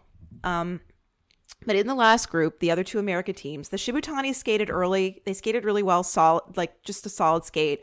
Their Coldplay song was Paradise this time. And the program was not an easy vehicle for them and went through a lot of changes throughout the season. It had, it took some growing. It didn't fit them as well as the Fix You program, but they skate the final version of it impactfully. Hubble and Donahue skate between Papadakis Cicerone and Virtue Moyer. They're skating pretty well. This was a pretty good program for them. Until the end, when Zach Donahue lost his balance in the choreographic twizzling movement and fell. It's kind of a stupid mistake. They lose the whole element, get a fall deduction, and that drops them behind the Shibutanis into 4th place. And the Shibutanis get the bronze medal. And that free dance that Hubble and Donahue had was, probably my second favorite program of the season. It was so good for Like them. Virtue Moira had the performance maybe of the season, but I'd say like true material, like original material. I thought like Papadakis had the best free dance, and Hubble and Donahue's free dance was the second best. Like that bluesy, sexy program that they did was so. And then Stepanova good. Bukin did it the next year. Yeah, We got to see it again. forgot about that. Yeah. So this is a huge triumph, even though Hubble Donahue don't get on the podium. They're fourth. This is a huge triumph for Dubreuil, Lausanne, and Hagenauer because they have 3 teams in the top 4 at the Olympics. In Sochi, Dubreuil and Lausanne had 1 team that was 13th, and now they have 3 in the top 4. And this is also the first time in history there is no Crazy. Russian Russian team on the Olympic ice dance podium. I think Bobrova Soloviev are like 5th, so they were not close. And Dubreuil, Marie-France Dubreuil, she talks about at this Olympics, she attributes the success of her school to the focus on each team as individuals, training them to be the best version of themselves. And I always felt her method was similar to that of her coach, Maria Boucher-Zazoui, who really developed the teams like with their own kind of unique style and encouraged experimentation and sort of developing within their own wheelhouse. And it's been really successful for their school. So after this Olympics, the Shibutanis and Virtue and Moyer step away from competition. We get to Worlds. Papadakis and Cicerone win their 3rd world title. Hubble Donahue finished 2nd, and Caitlin Weaver and Andrew Poget finished 3rd. And Papadakis and Cicerone go on tour all over France after this season ends, and Gabby wears that cursed dress at every single show. And I just like, she's more mature than I am. And that's why she's so successful, because I would have burned that thing in a fucking dumpster in Korea. I would have thrown it into the Olympic cauldron. Literally. And Virtue and Moyer, they were quite famous before. They were famous before they came back, but people go absolutely feral over this Moulin Rouge performance. They go on a huge press tour. They do 2 like skating tours of Canada. Like, since when are people able to make money doing skating tours? They do it. They call it the Thank You Canada Tour. And they tour all over the country. Fan fiction abounds. The 2 of them end up getting married to other people. The internet has a really hard time with it. But anyway. So true. People could not wrap their heads around the fact that they married Yeah. other people. Yeah. They do have a rare chemistry for people that are not Yeah. together. Scott married his first skating partner. He started skating with Tessa when he was 9. So the girl he skated with before then is who he's married to. Wow. He's kind of 2 for 2 for like hitting it out of the park Yeah. with partnerships. Yeah, very Yeah. true. All before the age of 10. So that takes me to part 4. I am infected.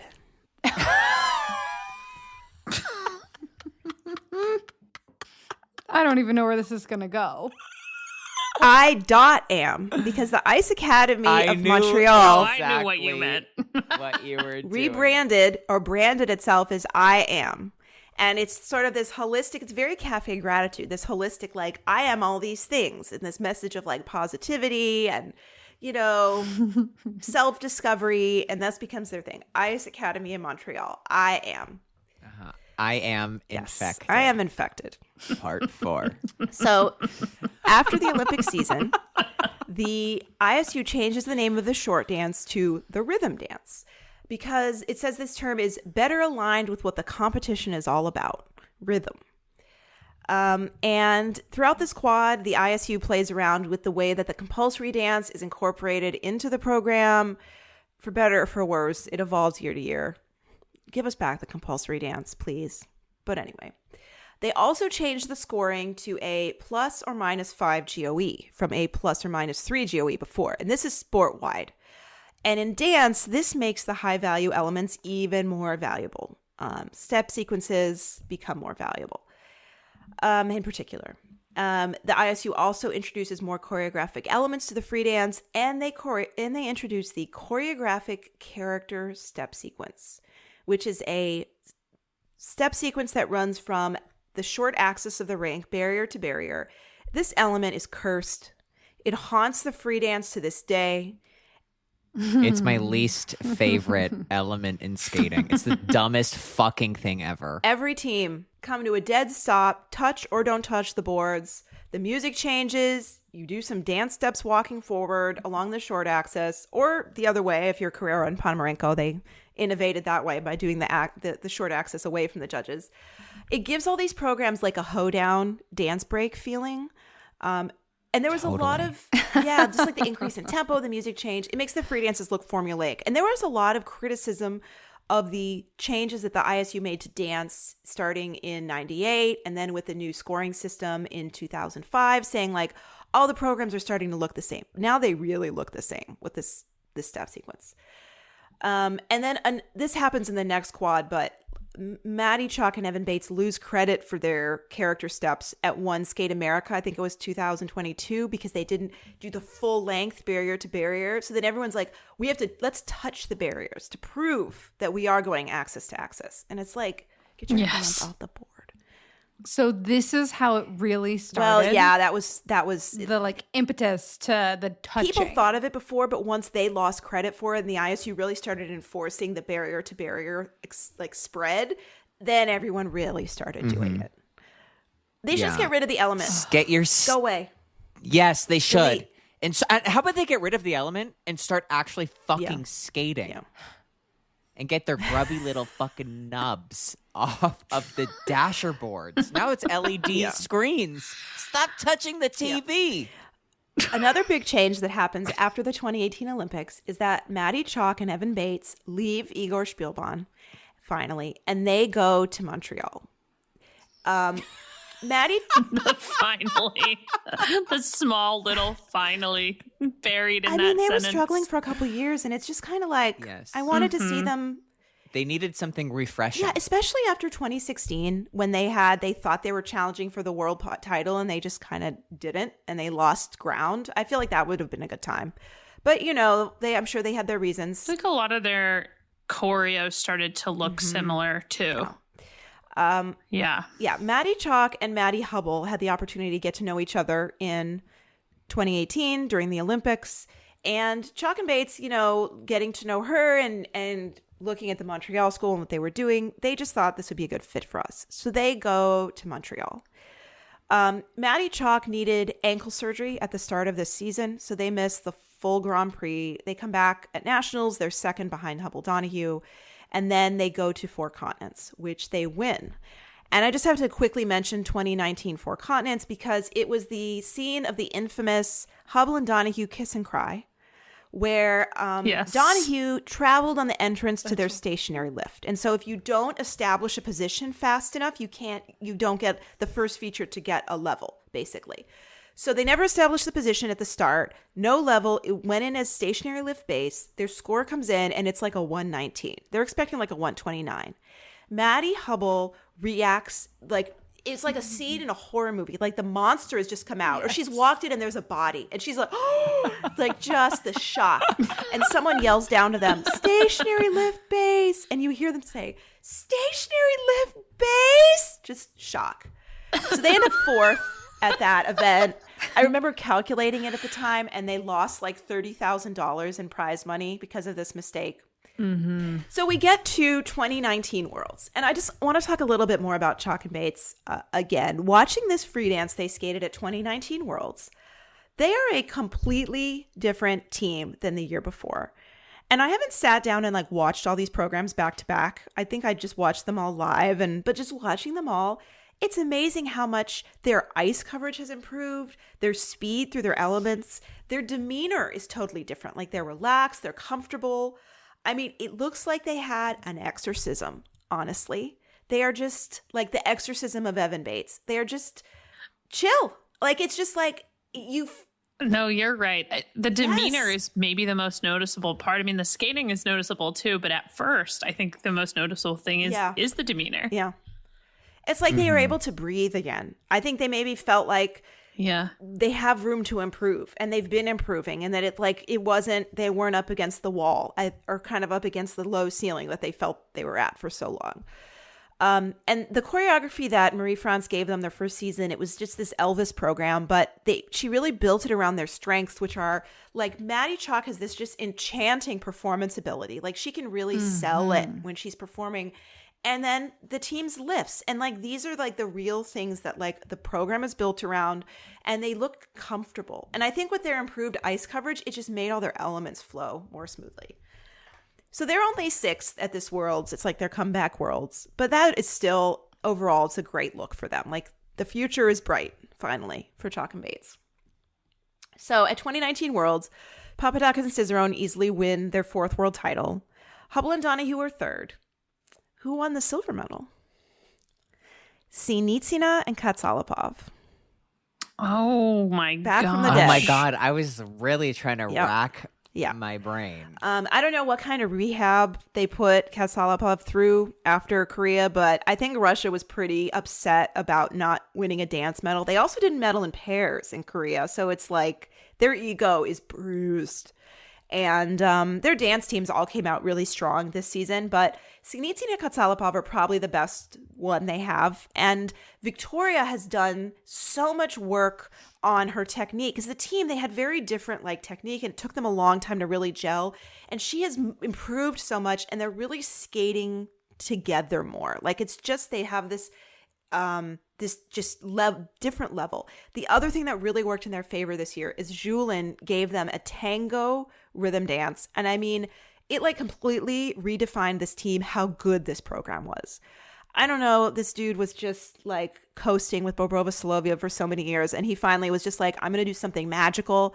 And he gave Sinitsina Katsalapov, like, I think this is his best piece of choreography of the quad. And it was Verano Porteño, I think it's called. It's an Astor Piazzolla piece, but it just had this sharpness in it, like the tango footwork, this very like authentic tango character.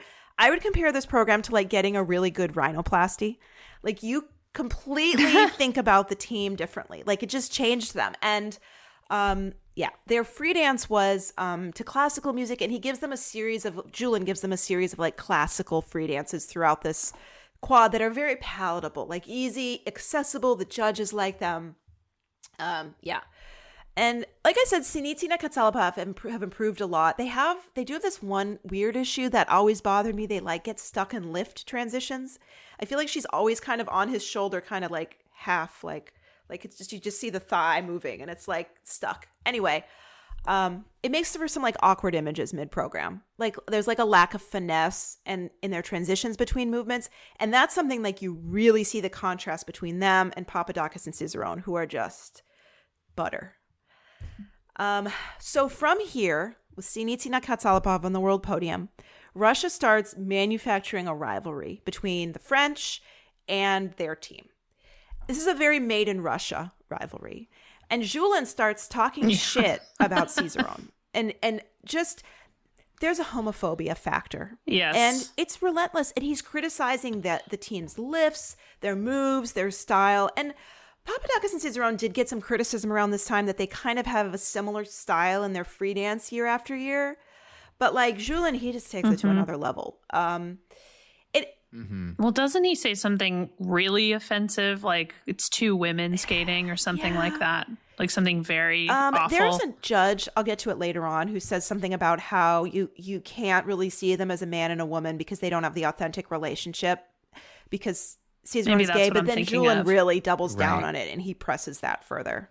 But you know, he has a point, because the most authentic relationship a man can have is with a 19-year-old in Lake Placid. Yeah. And that's the only Great sort point. of God-fearing relationship. And the only way you know if two people are in a relationship is if she's wearing his wedding ring from another marriage I mean, right. around her And neck. the famous swollen adulteress is telling us what we should believe. Okay. Well, while we're dragging Julin, I should mention who he is married to at this point. Do you remember how at 2006 I talked about at Junior Worlds, Tessa and Scott won and Meryl and Charlie were third? So the team that was second were Julin's students, and the girl's name was Natalia Mihailova. He is now married to her. She started dating him shortly after his split from Novka, and so he's married to her now, basically his student. The age gap is larger than 11 years I think it's like 25 years. So his final teenager, he finally far. got it right. So far. Good for him. Well, We'll see. Well, We'll see. he keeps getting older. The girls keep staying the same age. They all kind of look the same too, which is gross. Yes. They don't look like Maya Usova, but the other ones look like each other. Anyway, so there's some dragging. Anyway, it really bothered me. I thought that Julien was attacking Papadakis and Cicerone because I'm thinking about it from like an artistic perspective, and it's like I feel like Papadakis and Cicerone are the first team since Usova Julien who really took this balletic, elegant, contemporary style and did it at this level. I would put those teams in like similar categories. And I felt kind of annoyed that Julien didn't see it like that and was just sort of dismissive of them because of his reasons. Anyway. Well, he has to take cheap shots because they're the only shots that he can take with this team. They're glorious. Because it is a made in Russia rivalry. Like, it's not real. And they are not rivals. With They are Virtue not. and Moyer, they could always say Marina Zueva created them, and she's Russian out of Chekhovskaya's school. Papadakis and Cicerone, they don't have any. There's no Russians in the mix. They're started in France. They were coached by Gabby's mom, and then they went to Zazui, and now they're with French Canadians and Hagenauer, and it's like there's no Russian influence there, so they can't take credit for anything. Right. And how dare you do that? Right? Anyway, so we get to 2020 Europeans, and people are talking about this weird little virus that's going around. But Europeans happen, and this season the French have a like spoken word free dance, and it sounds weird, and it starts, and it's kind of like, what's going on? But the program is so good, you just like, okay, I'm in it. You get into it. And the crowd in Graz, Austria at this Europeans are very, very into it. But Papadakis made a couple little mistakes in this program. They lost some levels on their 1-foot turns. They get to the kiss and cry, and they're in the kiss and cry for like 45 minutes. And they are waiting and waiting and waiting and waiting and waiting. Like the team is starting to take their skates off. They're waiting so long. Finally, the scores come up. And they lose to Sinitsina Katsalapov at this Europeans by like a whisker. It's like hundredths of a point. It feels... I completely forgot this happened. It feels like... Yeah. What? And the audience is kind of like, okay. Yeah. It's a weird note to end on. Weird shit's always happening at Europeans. But we don't get to duke it out at Worlds. They don't get to go beat the Russians back. World is canceled because of the COVID-19 pandemic. I am infected with COVID. I finally get it now. I forgot. This is the last competition we will see Papadakis and Cicerone do for 20 months. 2-0. Ooh, Yeah. that's a long time. Yeah. They don't compete at all during the 2020-21 season. There's like a combination of issues. The competitions keep getting canceled because of COVID, and they're worried about leaving Canada because Canada is so strict about it. And I think I'm correct in saying that Gabby didn't have like the same type of visa that Guillaume had. So she didn't want to leave. They didn't want to leave and not be able to come back and train. And so first they were going to like focus on Worlds, and then they announced in January 2021 that they would not be going to Worlds. They have a tango free dance this season. We never like get to see it in full. Yeah. And when they withdrew from Worlds, Cicerone said, "We have never known such a long time without skating. The series of cancellations provoked a climate of uncertainty and doubt that is difficult for all top-level athletes to manage." So they don't go to Worlds, and it leaves France's number 2 team, Evgenia Lopareva and Geoffrey Brissot, to go to Worlds to get an Olympic spot for France. So Lopareva and Brissot do go to Worlds. They finish 17th. They earn 1 Olympic spot, which ultimately they're not going to be able to use. So, yeah. Mm-hmm. Sucks. So, talk a bit about the American teams. The first of 2 times that Guillaume will not go to pre-Olympic Worlds and then swoop in for a spot. That is true. So let's talk a little bit about the U.S. Montreal owns the U.S. Championships podium this entire quad. every year of this quad, all 3 teams on the podium are Montreal teams. And this is crazy because Igor Shpilban and Marina Zueva don't have one medalist this quad. Shpilban had a team on the U.S. podium, at least one team, often 2, from 1992 to 2018. 27 consecutive years. And since 2018, he hasn't had one. And that's like to present day. Not one. Wow. Zueva had a team on the U.S. podium for 17 consecutive years, from 2002 to 2018. She hasn't had one since. Shouldn't have got divorced. Annexed. Fully annexed. I am infected. I am divorced. Yeah. I am off the podium. It's my impression also in this period of time, though, that Marina is not coaching as much, whereas Igor is still consistently coaching teams full time. Yeah. Yeah. Marina's basically retired in Florida, but she can't stay away. She still has some teams she's coaching. She has assistant coaches down there. One of them is Kana Muramoto and Daisuke Takahashi. Yes, that Daisuke Takahashi, who we will talk about in a minute. So on the U.S. podium, Chalk Bates and Hubble Donahue are trading U.S. titles throughout this quad. And they're actually going back and forth. It's not like one beating the other and staying ahead. So Hubble Donahue win in 2019. Chalk Bates win in 2020 with their snake free dance. Hubble Donahue win in 2021 with a Hallelujah free dance that Scott Moyer choreographed for them. And then Chalk Bates win in 2022 right before the Olympics. All through this quad, the same team wins every bronze medal on offer. And that team is Caitlin Hawayak and Jean-Luc Baker. Yeah. Jean-Luc Baker is an extraordinary standout skater. Pretty much every ice dancer competing in this quad will say he is the best male ice dancer of his era. He is extraordinary. Hawayak, she eventually catches up to his level. They have a unique vibe as a team. They have some really remarkable performances together. And they have a very unique quality on the ice. But their partnership is I want to say kind of cursed. They're frequently injured. They tend to have major mistakes in competition. Those recede a bit once they go to Montreal, but they're still having them in practice and getting injured. Anyway, Chalk and Bates, I mentioned their snake free dance. This program really takes them back to the top echelon of ice dance teams in the world. And they do it in their second season in Montreal. And it's basically like a belly dancer, snake and snake charmer kind of Middle Eastern themed program that's really built around Madison Chalk's star quality and the team's extraordinary lifts and her extraordinary ability to do eye makeup. And it just... Yes. Lifts and eye makeup. And, yes. and hair. Yeah. The hair. Yeah. Oh. Yeah. I feel like this was one of the great tragedies of Montreal Worlds being canceled. Was they were on such a roll with that program, and it felt like they were going to be amazing in Montreal. Yeah. And the one thing that was so great about the Montreal coaches with them is they gave them original material every season. They had all these new lifts and positions that were created just to go with the theme of this program. And Maddie and Evan are so incredible at lifts that it's they should be doing new lifts every year because they can. It's the hallmark of their partnership. This was just such a great vehicle for them. And yeah, it sucked that Worlds were canceled.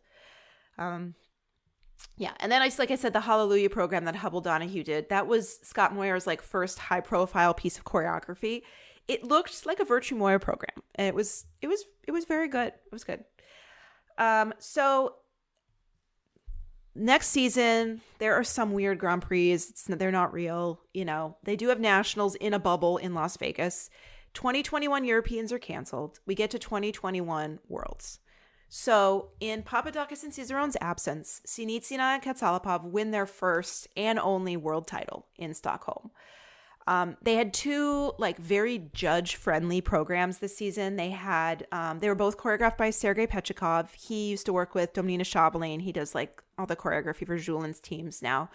Their short dance was Singin' in the Rain. Sorry, their rhythm dance was Singin' in the Rain. Their free dance was two pieces, I Giorni by Ludovico Einaudi and Songs My Mother Taught Me by Antonin Dvorak. I Very- love this program. Yeah, it was a good love this program. program. Very accessible with the classical music and this like very romantic. They really focused on this like wholesome romantic feeling between the two of them.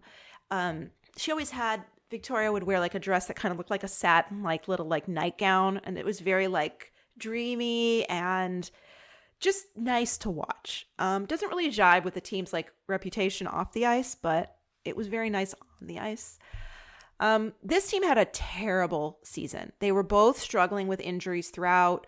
Katsalapov was really having trouble with his back, and that is something that just would dog him through the end of the next Olympic season. And then Sinitsina had like tendon inflammation in her knee.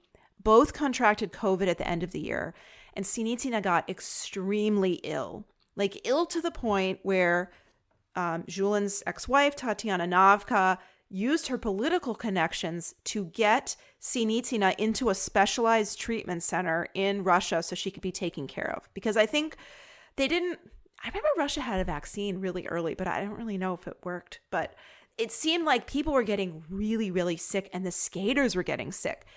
And It's Sinitsina, almost like they didn't believe it was happening. I'm trying to remember, what did they did they have like the AstraZeneca one, or no, that was the I British think they one. had their own. yeah. Okay. No, Russia had their own. I remember Tatiana from the ISU told me she got it, and then she had to get another one because they didn't recognize it in 'cause Germany. no, Maybe she it got was that like out. a diluted Johnson & Johnson saline something. It was nothing. I It distinctly was a placebo shot. remember Sarah saying at the time, the Russian vaccine is getting COVID. Well, yeah, they were doing like immunity. They were Yeah. like building immunity. That Yeah. was what everybody thought they needed to do, was just get it so that they would be immune. Yeah. She gets really sick. She sustained lung damage. Sinitsina. She had lung damage. She was really ill. But the team manages to get back into form by March. They go to Worlds, and then they go on to World Team Trophy. But it's been a rough year. Hubble Donahue win the silver medal with their Hallelujah program.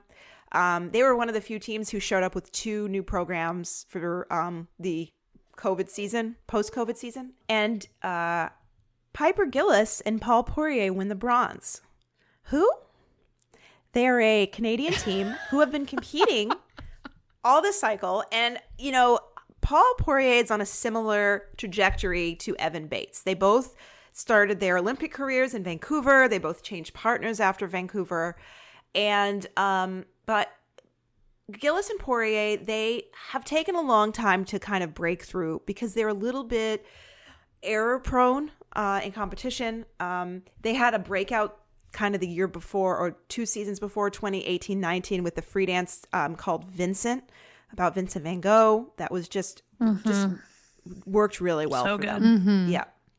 So this season at 2021 Worlds, they have a Mac and Mabel rhythm dance that is inspired by the Torval and Dean program from 1982. And this is one of Paul Poirier's favorites.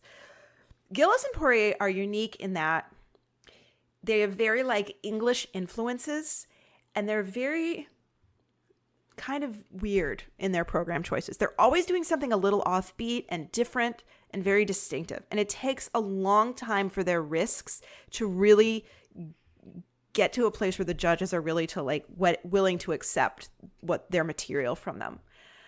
They have a very like English style with like strong upper bodies, straight backs, very bizarre programs.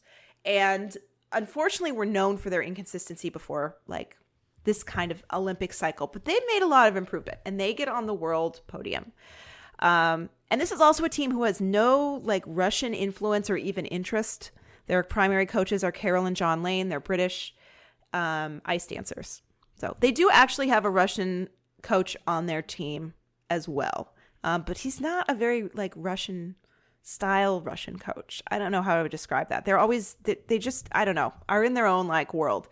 Chalk and Bates unfortunately lost some momentum as the year had gone by. They do compete their snake free dance here, but it does not have the impact I think it would have had a year ago in Montreal. And they finished 4th, and they missed the podium. Well, partially because there's no crowd. Yeah. Like that doesn't help anything. You can't charm any snakes if there are There's no snakes in the crowd. Yeah. So we get into the I'll Olympic work on season. that one. We're workshopping that. Yeah. We get into the Olympic season, and Papadakis and Cicerone, thank God, are back. They debut their programs at Finlandia Trophy.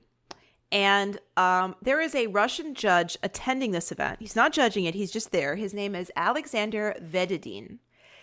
And he makes comments on Russia's Match TV channel about Papadakis and Cicerone. He says, "The French skate with class, but are cold. The partner does not have a traditional orientation, and he can't hide it.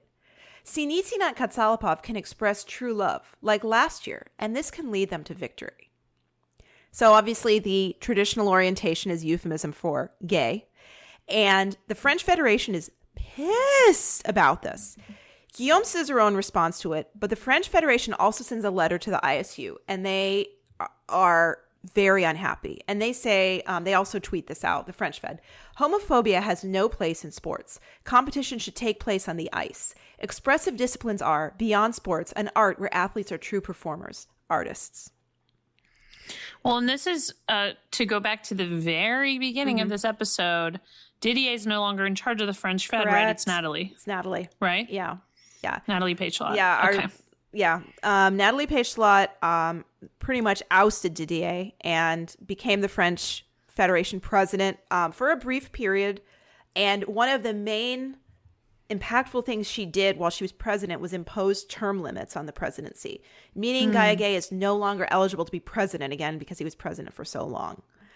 Unfortunately, I think it was late 2022, a candidate who was very much like his lackey, like involved like with him and taking his, it's basically like a decoy for him, ran against Natalie in the election and was, Didier rallied all the votes, and Natalie lost, and now this person is the president. So it's like soft power on his part, but still. I just get lost. I know. I just already. like, what are people thinking? Why would you vote for anyone over Natalie in the first place? But like, I don't know. Why would you associate yourself with the guy who's been like covering up so many things, who's been involved in so many different scandals, who's been lying his whole career? What? Yeah. Like, get on the right side of history. Well, you know, like I always say, you can't charm any snakes if there aren't any snakes.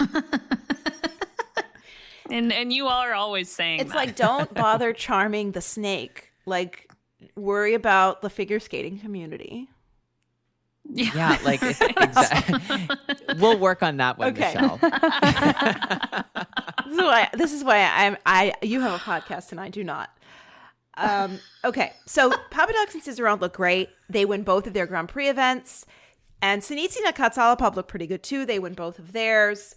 Hubble and Donahue win Skate America. Gilles Poirier wins Skate Canada. And the Grand Prix final is canceled because of the Omicron variant of COVID.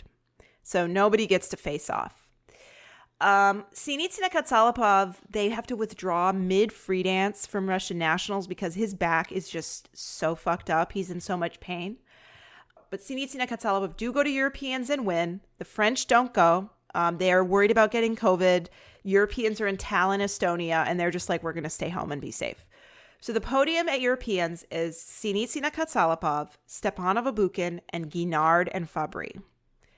We haven't talked about Guinard and Fabry yet. I'll just make a quick mention of them. They're an Italian team. They are coached by Barbara Fusar-Poli, and they have been around a long time. Their first Olympics was Sochi, and they were waiting in the wings behind Capellini and Lanotte for a long time. They are the 8-time Italian silver medalists.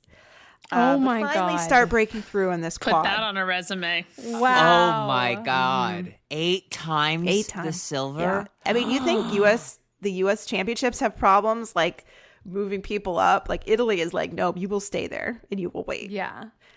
Wow. For a decade. Yeah. If at first you fail, try Fail again. try again. So at this Europeans, COVID is like running wild. Everybody's testing positive. Papadakis and Cicerone were smart to stay home. Barbara Fusar-Poli has a false positive test, and she is not able to be with her team at the boards or in the kiss and cry. And they managed to medal without her. But they're all very upset about this. This is high drama. It's just she's upset, they're upset. Yeah. But they get the medal. And she's usually not one to get upset. No, she's pretty unemotional, famously. Even keeled, I would say. Yeah. Stoic. We talked to her at the Olympics a few weeks later, and she was so upset about this still. She's like, I can't believe they did this. I'm so upset. It's like, it's over. And they medaled. It's okay. God, I love her. Yeah. Oh, Guinard me and too. Fabry are an interesting team. They work very, very hard. They make the most of every practice session they have. They're always super prepared.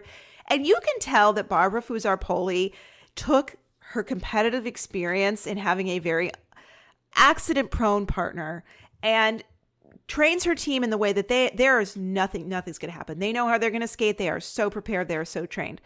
Unfortunately, Guinard and Fabry lack like some of the charisma that I think would make them more exciting skaters to watch. I like I said at the beginning of this episode, I think Charlene has it in there. She just needs to like put it on the ice. Oh yeah, she does. Yes. Yeah. So we go into the Olympics. Well, With, she's French. yeah, she So is. she's got something. She's got it. Yeah. She's got it. She needs to tap into that reservoir. So Papadakis and Cicerone and Sinitsina Katsalapov have not faced off since 2020 Europeans. But it seems like the French are still the favorites for the Olympic title based on their scores and their momentum. We can maybe see a possibility where Hubble and Donahue challenge the Russians for silver. Hubble and Donahue are very clear throughout this. We want gold. We are going for the gold. And it doesn't really seem like really realistic. But I think for them, if that's what they want to do, like it's motivating for them. Hubble and Donahue have the edge on scoring throughout the fall over Chalk and Bates. But Chalk and Bates beat them at nationals after Madison Hubble makes a mistake in the rhythm dance. And Hubble and Donahue really interestingly, before the season announced, this will be our last season. And then the whole rest of the season was like, this is your last skate America. This is your last nationals. And I think, I don't know, it was a cloud. I don't know. I would like to ask them if they would still do it that way again if they had the opportunity. But anyway, I'm not surprised that Chalk Bates are not committing to retiring after this coming season. Yeah, everybody just makes everything about that Yeah. as soon as you say it. Yeah. Because it's not about your national title. It's about your last national title. Oh, I think It's Ashley just- and Adam still haven't retired. Oh no, Officially. I I have. could come back. No, I have retired. Did you announce a retirement?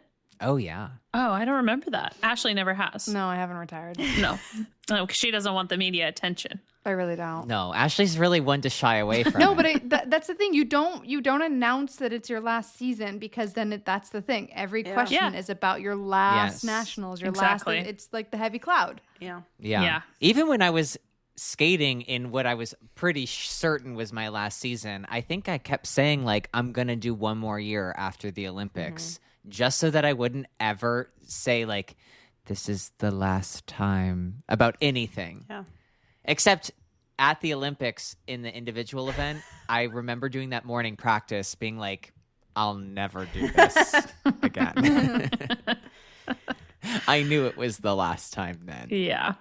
Okay. So that takes us up to the Beijing Olympics, which are happening in a bubble. And China is still on COVID lockdown. Everyone is being tested daily. It is fully secluded. You want to guess how many teams Montreal had at this Olympics?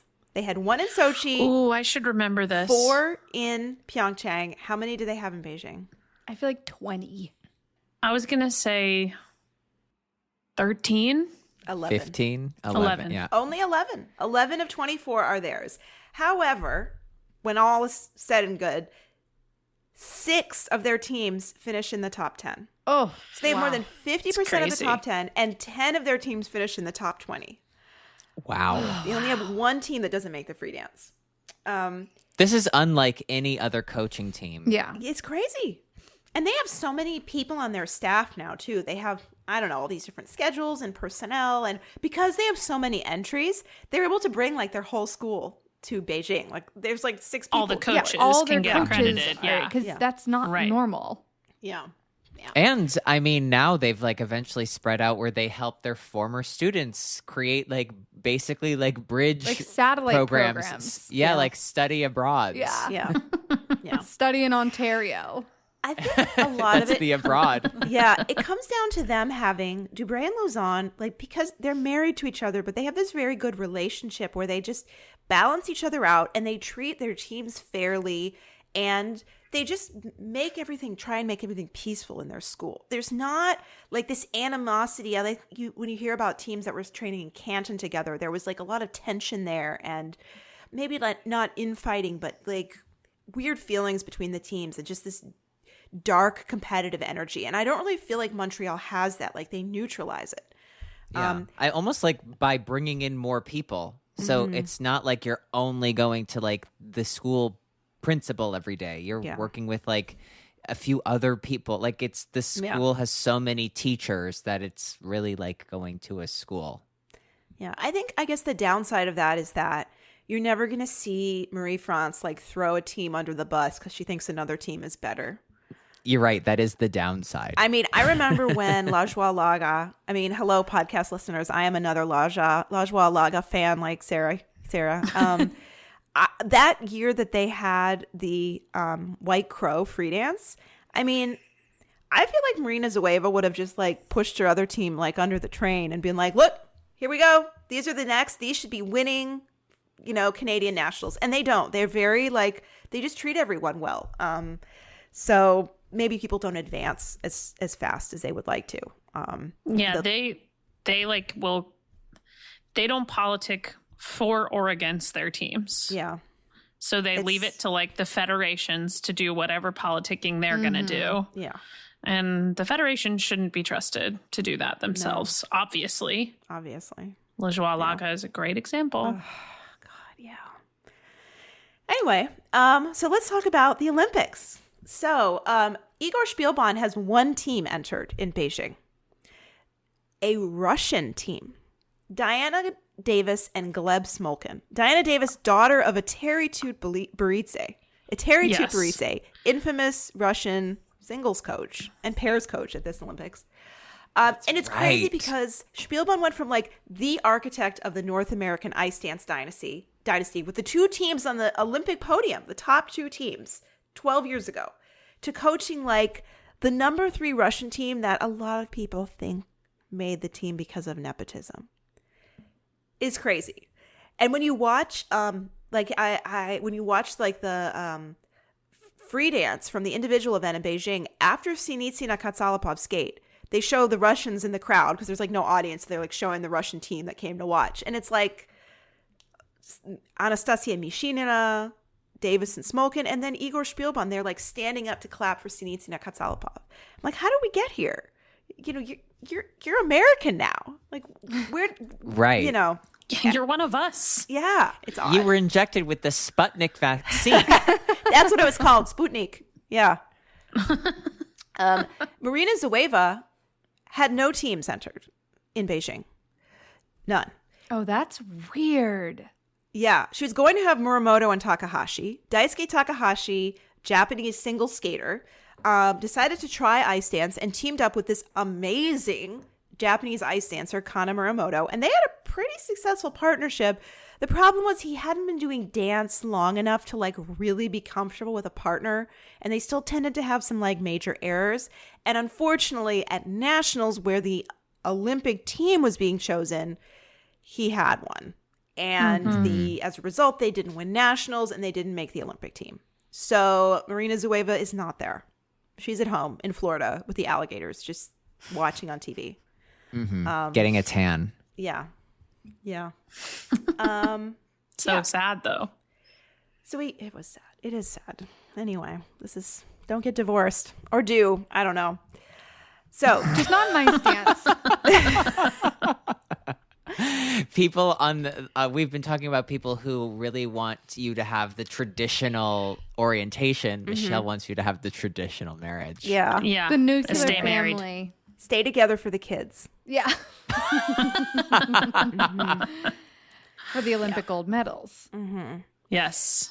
So France did not qualify for the team event in Beijing. I think largely due in part to the fact that Papadakis and Cizeron didn't compete basically for a year and a half. So they didn't have like the international points. So they're not in the team event. Papadakis and Cizeron don't have to go early. They don't even have the opportunity to do the team event. So they arrived later again. The U.S. team split the team event. Hubble and Donahue do the rhythm dance. Chalk and Bates do the free dance. Sinitsina and Katsalapov skate both programs for the Russian Olympic Committee, which is what Russia is called at this Olympics. Still banned, Russian Olympic Committee. But Sinitsina and Katsalapov are a bit off their game, and they finished second behind the Americans in both segments. And the Russian Olympic Committee wins gold for now. But things are looking good for the Americans, who might be able to pass Sinitsina and Katsalapov in the individual event. It was a bit of a surprise that both Hubble Donahue and Chalk Bates beat them. Right, because they agreed after the Shibatani incident of 2018 that they would split these programs. Yes, they did. Bless up. I do think we should. Are we going to take a moment for Janet Jackson? Oh yeah, she's coming Good. up. Good. So in the rhythm dance, we need to give whacking its moment first. In the rhythm dance, Papadakis and Cicerone do like the most fucking incredible rhythm dance. I mean, where did they come up with this? I don't know. It's set to music by John Legend, and it incorporates a street dance style called whacking. This is a dance style that originated in gay clubs in Los Angeles in the 1970s, and it's distinguishable by its rotational arm movements, posing, and emphasis on like expressiveness. This program is so good. It is so good. It's like infectious, just groundbreaking. The way the arm movements are choreographed, synchronized between them and choreographed to the music. And they skated really well in Beijing. They set a world record. It's like, it was wonderful. The team said that they were positively superstitious coming into this. Like they have a positive superstition because they've always skated really well in China. And Gabby said, why should it be different this time? And they had like, I felt like a good attitude because Gabby said after the rhythm dance, she was nervous and she told herself, well, good, I skate well when I'm nervous. Sinitsina Katsalapov finished like 2 points behind Papadakis and Cicerone with their rhythm dance. They have this very raunchy program to You Can Leave Your Hat On and Brick House. I saw someone online called it stripper music. Oh my God. Yes. Yes. They definitely skated a lot better in the individual event than they did in the team event. And Hubble Donahue. Nothing says stripper like having weak knees. Exactly. Hubble and Donahue are third in the rhythm dance, and they have this Janet Jackson program that is just, oh my God, it's so good. God, honestly, it's awesome. One of my favorites. Their rhythm dance this year and Papadakis' rhythm dance are probably my like two favorite programs of the whole quad. Yeah, hands down. Wow. The So little Hubble and like Donahue, woo in the the spin. Oh my God. yes, okay, they're like a point and a half behind the Russians. I think they should have been ahead of them. They were so good. It's authentic Janet choreography. And like, if you remember, which I know you guys don't, but in the early 90s, there was like no dancing like Janet Jackson dancing. She had this amazing choreographer named Paula Abdul who would do choreography for her. Her was an iconic movement. And it's really interesting how Hubble and Donahue were able to incorporate this movement style and this feeling into their program. In their midline steps, they like slide down into a synchronized slide. That is just like, oh, it's so good. It's so good. It was such a dream watching them practice this every day. Sarah wasn't there with us in Beijing, but Cindy and I, our friend Cindy and I, were like every day at practice, like we were just the Janet. It was just infectious. And I don't know how the judges watched them do this every day and then didn't score them higher for it. But anyway, I digress. Yeah. Chalk and Bates are fourth in the rhythm dance. They had an issue in their Midnight Blues. Maddie was like doing a deep outside edge and she went like a little too deep and her foot kind of like fishtailed, like, and it affected their level. And so it was right off the top of their program. So they're in fourth. They're like 3 points back from Hubble Donahue. Free dance goes relatively well. Podium stays the same. Chalk Bates and Hubble Donahue both skate really well. Chalk Bates had their alien and astronaut program this year, which really grew on me. And it was to this like cool, like, who is the artist? Like modern techno music. And I like really liked it by the time the season went on. They skated it really well here, improved their scores from the team event, but it was not enough. It was a bunch of Daft Punk. Yeah, Daft Daft Punk, Punk. yes. Yeah. Yes. Yeah. Yeah. It was not enough to get on the podium. Hubble and Donahue stay ahead of them in the segment by like a whisker, and they win the bronze medal. And it's Hubble and Donahue have this very quiet program with these little vocal sounds to it. And they, I'm not going to imitate it, but they also really improved their lifts this season. They had some really cool lift positions. And Hubble and Donahue become the 5th American team to win an individual ice dance medal. And they continue the U.S. streak of medaling at every Olympics since Elbin and Augusto got onto the podium in 2006. So Sinitsina, Katsalapov, they have a, their free dance is Rachmaninoff 2, Piano Concerto No. 2, which interestingly enough was their free dance music in 2018 when they didn't make the Olympics because his ankle ligament checked out. But because of the character steps, they switch it to Rhapsody on a theme of Paganini at the end. And it's like, what happened? It's like the tempo picks up. They just start. It's like a hoedown finish or something. I don't know. I thought their program was great until this part. But anyway, they skate relatively well and much better than the team event. And they get on the podium and they finish second.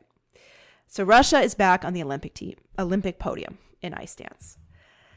Papadakis and Cicerone had a free dance to Elegy by Faré, which they skate really well. This program integrated kind of a tango feeling like their free dance from the year before that they didn't get to compete.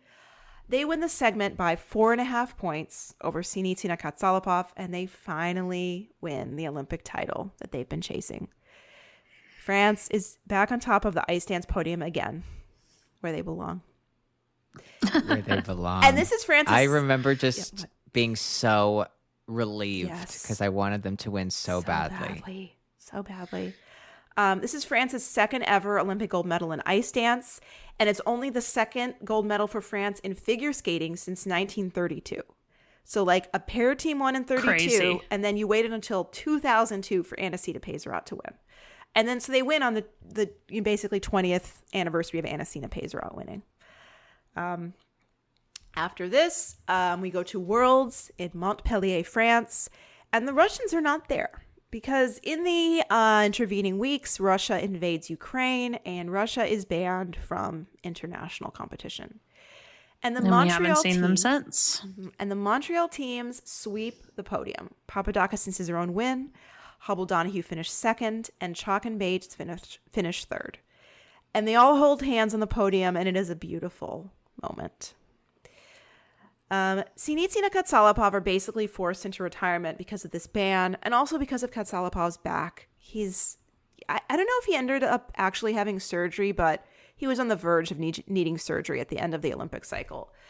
The team, Victoria and Nikita, eventually marry each other.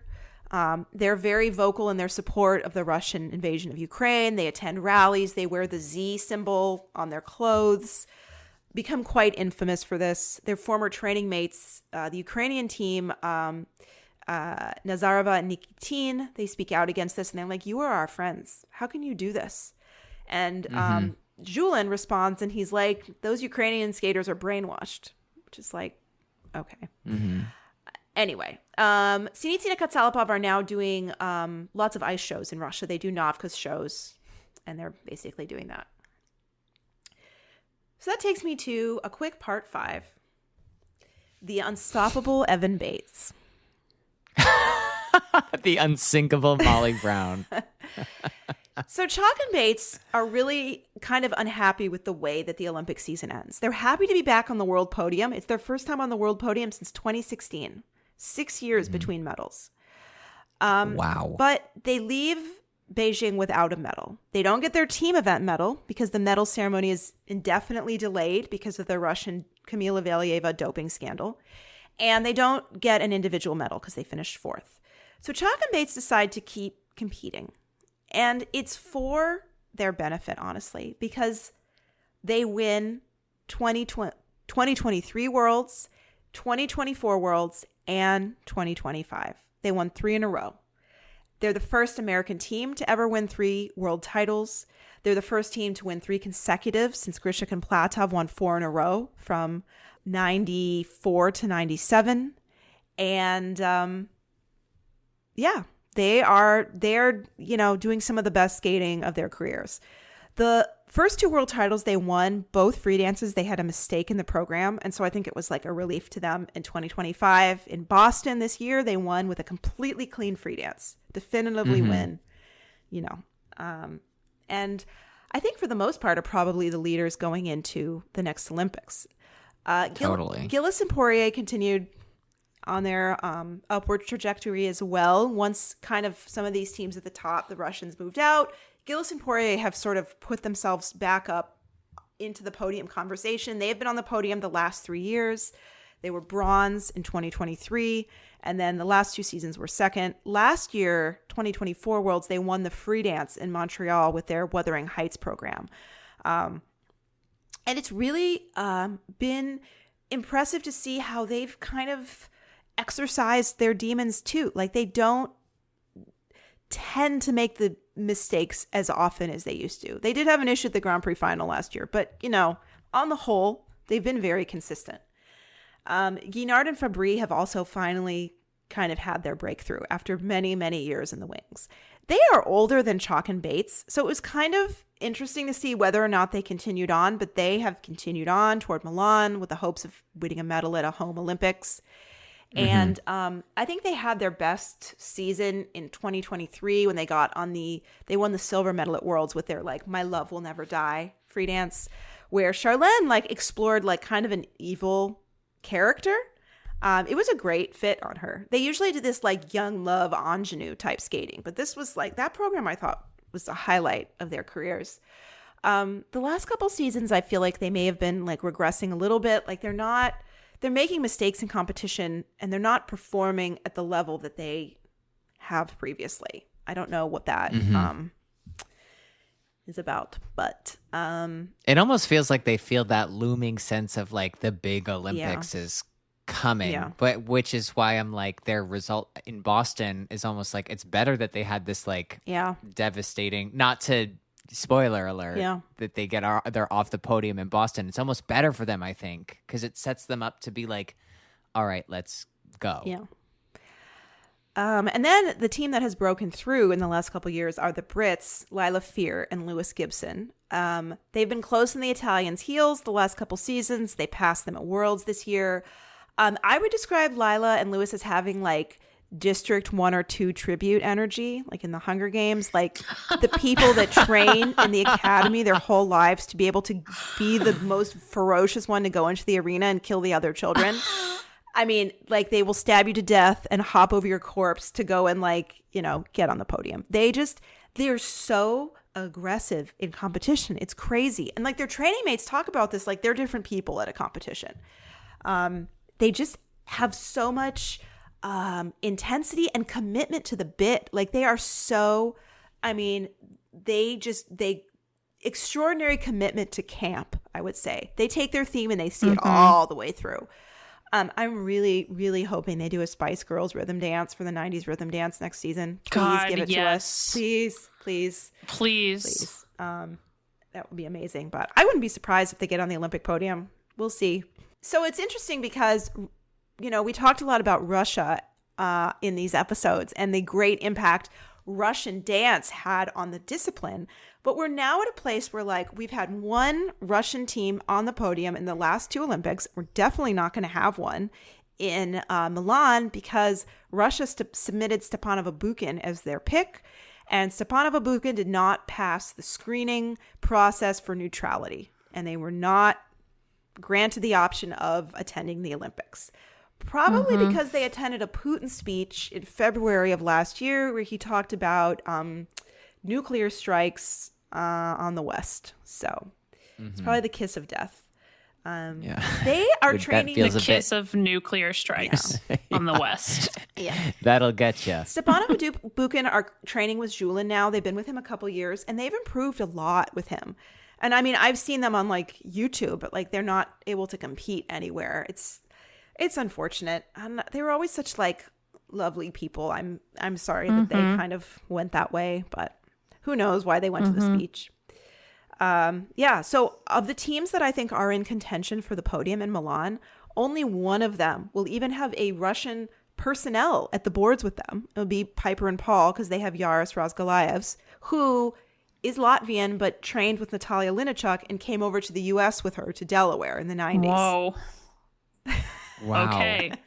Oh my gosh, wait, Michelle, I forgot to mention this when we were talking about Linichuk and when she was training skaters at the University of Delaware. I'm from the East Coast originally. I used to train at the University of Delaware a little bit. And I remember she would be there training the Bulgarians. Oh, cool. And when she was training the Bulgarians, whatever sheet of ice they were on, everyone was asked to leave the rink, and they had the key to the front door, and they would lock the front door, and nobody was allowed in the rink when they would be training. Wow. I mean, that's probably for their own safety because that team was really fast, but that's amazing. I have another story about Natalia Linichuk having a key to the rink. She had keys to the rink. Okay. She had keys to the rink in Aston. There was a crazy snowstorm right before Vancouver, and she made her team. So the rink was closed. Like, everything's closed. The East Coast is pounded, and they're like, no one's going anywhere. She made her teams come to practice, climb over snowbanks, and she unlocked the door of the rink and made them go in and practice. It was Belbin and Augusto, Domina Shavlin, and Faya Liscali. Yeah. Oh my God. Yeah. Because I remember when they got to Vancouver, we were like, what were you able to... How did you Yeah. And they were like, practice? well, Natalia has a we key just to the climbed rink. over the so snowbanks. we climbed over the snow. Yeah. Adam, I feel like you have lived a career like Forrest Gump, where like every time something major was happening, you were like in the Right vicinity of it. Yes. Yes. Did you ever take Gennady Karpanasov's stroking class? No, because I had a Russian coach that I was like living with in Philadelphia, and so in the 90s, Ron Ludington was inviting coaches over into the United States to work at the University of Delaware. He was helping like Soviet people escape Russia. And my coach was one of those people that he invited over. And so even though I skated in Philadelphia, like as a young kid, I always represented the University of Delaware at all of my competitions because my coach was like, I owe Ron Ludington everything. He's the whole reason I live in America. And so we would always drive out together to like Delaware once or twice a week just so that she could still show up and like she would have me work with Mr. Ludington. That's sweet. Wow. Yeah, but it was like Ron Ludington is a huge reason of why we had a lot of like really great like Russian skaters come into the United States. He helped facilitate a lot of those like work visas and like wrote papers and did a lot to help a lot of people. That's amazing. Good for him. And I was always right there because I am the Forrest Gump of Delaware. Well, Gennady's stroking all I'm class saying. is infamous, and I mean, I feel like I would hear a survival story if he had been in it. I wanted you to talk about how brutal it was. No, I wish. I wish. Yeah. So Okay, so Michelle, going into Milan, we have these 4 teams: Chalk and Bates, Gilles Poirier, Guignard Fabry, Fear Gibson, and then maybe Fournier Baudry as like Cizeron? medal favorites, and then we potentially have the injection of 2 quote unquote comeback teams, Yeah, correct? yes. Fournier Baudry Cizeron and Maya and Alex Shibutani. I was, thinking there's probably going to be more Russians on Ilya Malinen's coaching team than are likely to be entered in the Olympic dance event. But if the Shibutanis make it, we're going to have Zueva back at the boards at an Olympics. So that'll be great to see her and see what programs she That would creates be for them. great. I'm excited. That would be I'm great. excited. Yeah, it'll be exciting. Wait, Michelle. not to extend this a little longer, but I feel like, Michelle, every quad you give us a little like American ice dance flavor. So, okay, the Shibutanis are back, but like the other teams that have emerged this quad we haven't really talked about. Yeah. Post Hubble and Donahue. Carrera and Ponomarenko. And post we gotta Hawaii talk Baker about. because Hawaii Baker Yeah. retired this quad. Yeah. Well, they're not officially retired, I think. They stepped away following multiple injuries. Sorry. Yeah. Yes. And that was so sad Yeah. because, gosh, once they found their style, they were such a cool team to watch. And they put together such, Yeah. I don't know, unique material. And they really had their own look. And I know I miss seeing them, and it's great that Jean-Luc is Yeah, I still agree. they're both so involved in skating, but like I want to see them skate, but Yeah, it's a bummer. yeah. So the team that's really stepped up in the U.S. is Christina Carrera and Anthony Ponomarenko. Ponomarenko's son of Klimova and Ponomarenko. And they trained with Igor Spielban for a long time, and they left him. Michelle just made the sign of the sign of the cross when she said Klimova Ponomarenko. By the way, I realized As one we don't must. have this visually available. I mean, I was like trying to do my final prep before this episode, and I found myself watching Ponomarenko's free dance from 1985 Worlds, which is just so good. So good. I don't know if you saw my message, Sarah, but the commentator on that video was talking about how Dubova kept finding him and telling him things about her team throughout the week. I'm so sad that we didn't get to work on skating in the era of Dubova, because I think she would have been a lot of fun. She would have. fun. Oh, but Christina and Anthony they left Igor Spielban and they went to the IM Satellite School. In fact, they were like the first members of the IM Satellite School in London, Ontario, where they are coached by Scott Moyer. And after... Well, and Christina Carrera, wasn't she Marie France's first ever Yes, student also? she was. So she's a first girly. Yeah.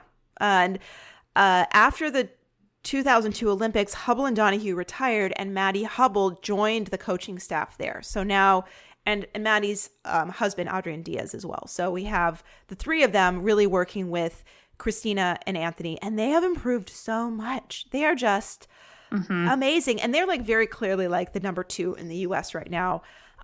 Just praying, hoping, praying, crossing all my fingers and toes that there are no hiccups to Christina's citizenship acquisition this fall.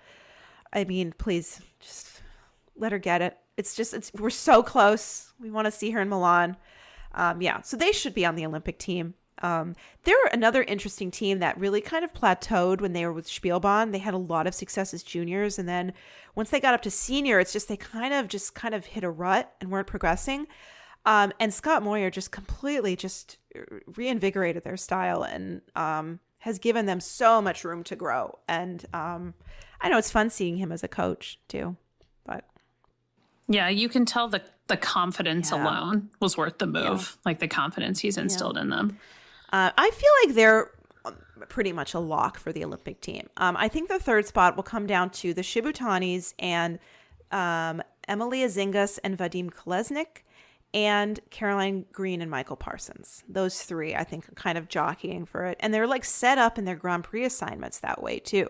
Like they all have to beat each other on the Grand Very Prix. sad that you're not saying Brady Somerville. Oh, I in would that love for Brady sentence. Somerville to be in there too. Yes, them as well. But I think they kind of had a downturn at the end of last season, and I don't really know. I feel like Green and Parsons made such a case for themselves at Worlds this year that it's really agreed. It feels like it's their spot to lose. God, I would love for Brady and Somerville to go. I love them too. I really wanted to see them perform their Nikitipa free dance at Worlds, but to close some of the lore from part 3, this quad was when Tanith Belbin and Charlie White, who are married to each other, started their own school with Greg Zerline called Maida, and it's in Michigan Canton. Ice Dance Academy. Yeah, and it's in Canton at the rink at the Arctic Edge Ice Arena, where all of the Spielban and Zueva divorce drama went down. Yeah, so hopefully no divorce this time, because that would be that would, a real that would divorce. be a real one. It is interesting reading like some of the like Russian takes on the Spielban and Zueva divorce, and they really point out like they're not married to each other, and so they don't really have anything invested in this partnership other than business. And it's like a lot of the established coaching partnerships you see out there are a married couple. Like you have Marie France and Patrice, you have Linachuk and Karponasov, Tanith and Charlie now. It's interesting. Yeah, Ilya's parents. Really interesting. Well, that's singles. Whatever. Who cares? Yesterday. Michelle, at the end of, first of all, this has been an incredible 10 hours of my life. I really want you to know that, I feel like I've lived 1,000 lives in the dance lore.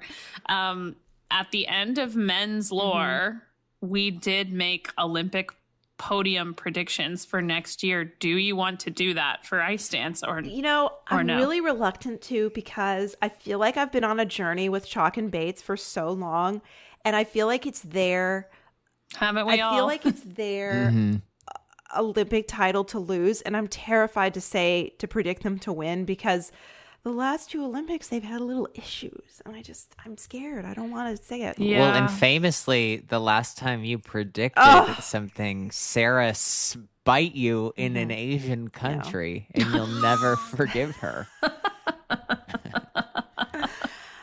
It's true. Michelle texts me the knife emoji time. every time it gets brought up. I'm still not over it. So. Oh my gosh. All right. Well, then we'll leave the predictions to the professionals. No, I'm gonna make it. Our listeners I'm on gonna Twitter. make it. I'm gonna make a prediction. Okay. You know what? Okay. Maddie and Evan just have to skate, notwithstanding my prediction. They're just gonna have to deal with it. Yes. are. Chalk Bates win. Gilles Poirier second. Guinard Fabry third. Okay. So no disruption from the returning teams, and you don't think Fear Gibson? If that's not the hold on. podium, then I think it's Guinard Fabry second. Fear Gibson third. Interesting. I don't think there's a way that Barbara Fusar-Poli doesn't get her team on the podium. In Yeah, Italy. Yeah. The audience will will them onto the podium. I mean, I've said this in our chat, but like the sound of the Italian team cheering during the team event in Beijing was insane. I mean, the arena is full of like Chinese volunteers who are just like politely clapping, and you have like 5 Italians in a booth cheering for Charlene and Marco doing their Michael Jackson rhythm dance, and it is deafening. Like that arena is going to be so loud. Oh, it'll be amazing. It'll be like, it'll be a rock concert sung by Andre Bocelli, And Barbara the Fusar-Poli. famous willing. rock artist. Yeah. Yeah. Okay. Well, you've What are heard it yours? here first. I will say I think Chalk and Bates will win. Mm-hmm. It's hard to predict against 3-time reigning world champions. And I suspect that they will have saved great material for this season. I mean, they all probably did. I think Guignard and Fabry will get second. Me too. And I'm saying Gilles Poirier are the bronze medalists. You know, at the end of That's the my podium. 2024 season, I would agree Guinard Fabry second, Gilles Poirier third. But after this past season with the robot program, I think it just kind of put me off. But you know what? I just predict that they'll be like they back on. had to get their junk out of the like. Not that it was junk, but it was like they were trying to see what would break through, and I think they have the knowledge now. And like you said, like there's no way Barbara is going to let.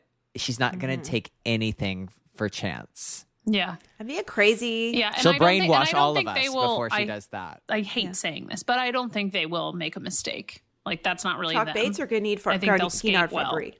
Oh, they won't Guignard make a Fabry. mistake. No. Guignard Fabry. Yeah. No.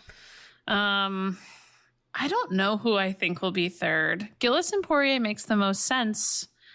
I have a hard time thinking there's no disruption to these teams that have been hanging out at the top. I wonder too about the From audience. like Fournier, Boudry, Cicerone. Yeah, I wonder about Probably. the audience Like input on the scores too, because with 90s music in the rhythm dance, I think it could have a big impact. I mean, I think let's just say Fear and Gibson do the Spice Girls program that we've been dreaming of. That's going to score well because they could definitely be in the top 3 I'm after going to the be rhythm out of the dance. booth screaming. I mean, yeah. If anybody can create like some momentum, it's really them. Yeah. I mean, they got a whole Japanese 20,000 people out of their seats for a Rocky free dance. Yeah, that's so true. But them beating Gilles and Poirier. Yeah. Ice dance encompasses a lot more than just the skating. Yes, it does. I'll go. Yeah, I'm gonna stick with the podium that Adam just said. I'm gonna stick with Chalk, then Guignard, then Gillis. I think in another world where we were on this nightmare trajectory with everything else going on in life, La Joie Laga would have had the breakthrough they deserved with their White Crow program, and they would be challenging for the title. But they're like nowhere near it. Dumped at Worlds. 118. Yeah, this has been a weird quad. Yeah. It's been a weird quad. This has got to be the quad with like the highest median age of the top teams. Yeah, by far. Navka is the oldest woman ever. And when I looked at her ages and Ponomarenko, who is the oldest man to ever win, of the top of all those teams, the only one younger is Cicerone. He's going to be like 31. Wow. And he's going to be like 8 months younger than Ponomarenko was if they won. And 31 is not young in skating Klima years. and Ponomarenko, they were around forever. They won like different medals at 3 different Olympics 4 years apart each time. But yeah, it's very much been like with these older teams sort of keeping the young teams from breaking through for the whole quad. So I think the next quad will be interesting because it'll be a free for all. Who's going to take the rocket to the top the way that Papadakis and Cicerone did with all that space at the top? Brady and Somerville. Yay. I'll take it. I love them. Wow. Thank you, Michelle. Thank you guys so much. This is amazing. This has been a lot of fun. Oh, it's been an absolute joy. An honor, a privilege. An honor. It's been an honor. Michelle Ellis, thank you so much. And that's we it don't for the deserve dance you. floor. No, we don't. No one does. Aww. No one does. Thank you so much. Thank you, everyone.